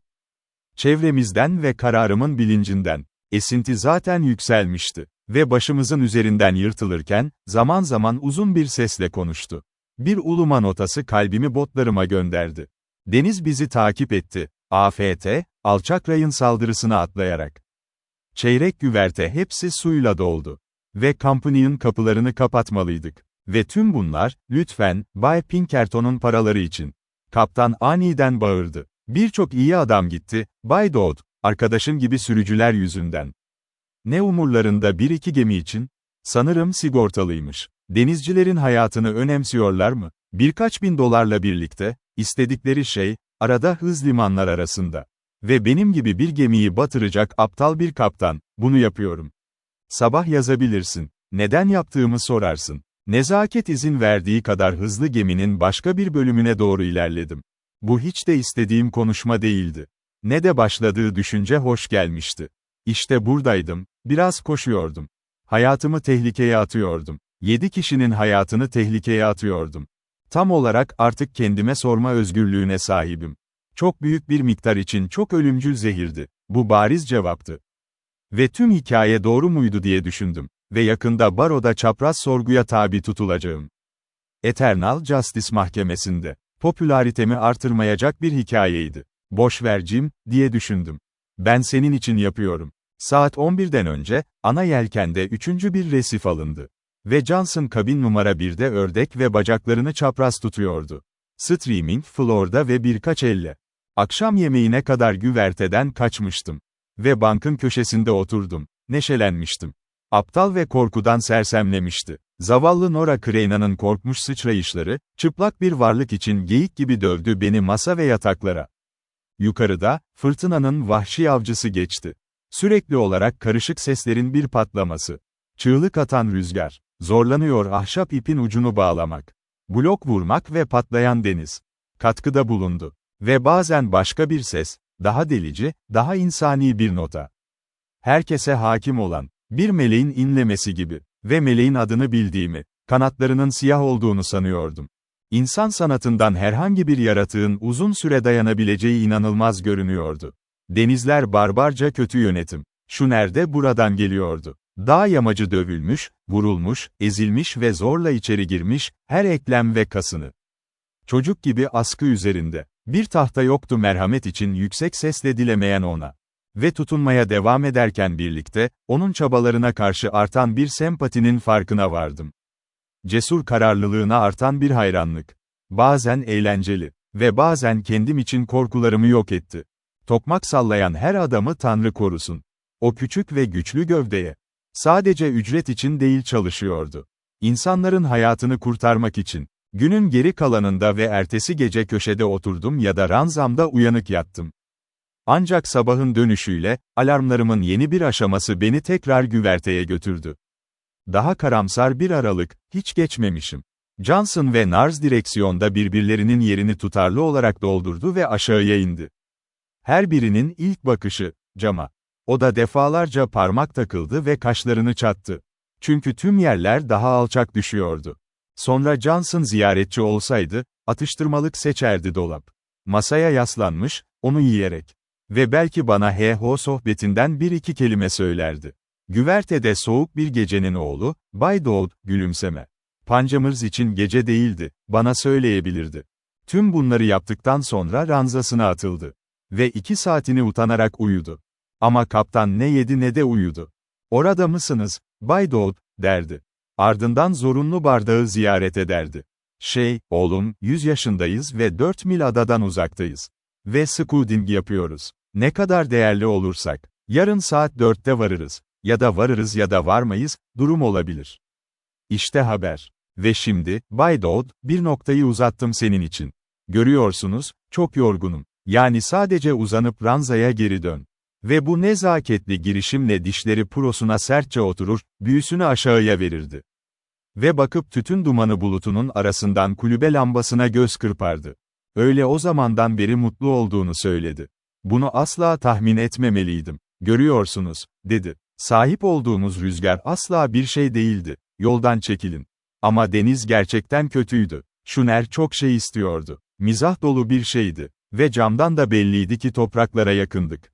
Belki tükeniyor ya da tam bir çatışma yok içine girdi. Büyük bir şeyde her zaman yüce bir şey vardır. Ve bu bir adamı kendi zevkine göre büyütüyor.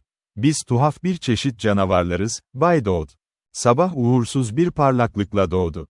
Hava endişe verici şekilde şeffaf. Gökyüzü saf. Ufkunun kenarı net ve sağlam göklerde.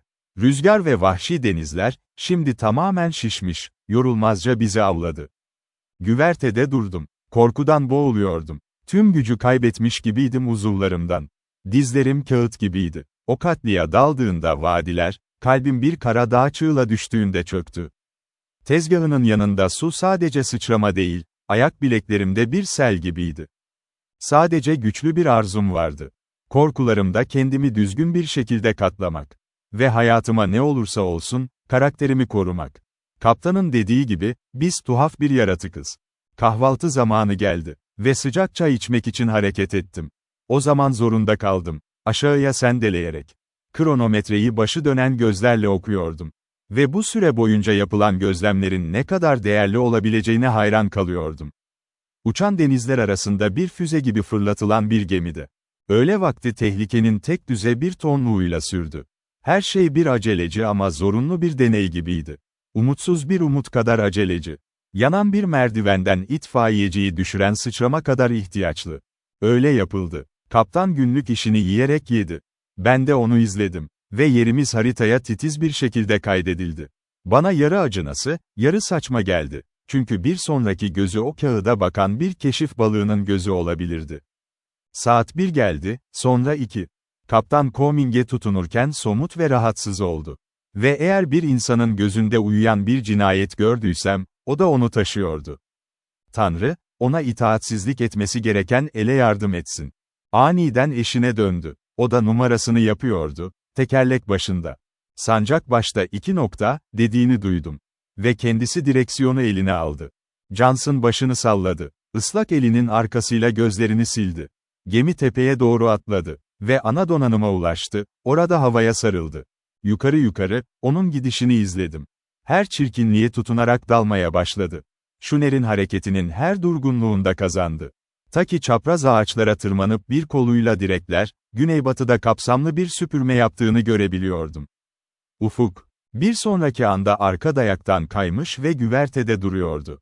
Bir gülümsemeyle, baş sallamayla ve, evet, diyen parmağıyla bir hareketle. Bir sonraki yine ve tekrar terliyor ve direksiyonda kıpırdıyordu. Yorgun yüzü akıyor, gülümsüyor. Saçları ve bezleri ve köşeleri kıyafetleri rüzgarda etrafında savruluyordu. Nars aşağı indi. Dürbününü aldı ve sessizce incelemeye başladı deniz hattını.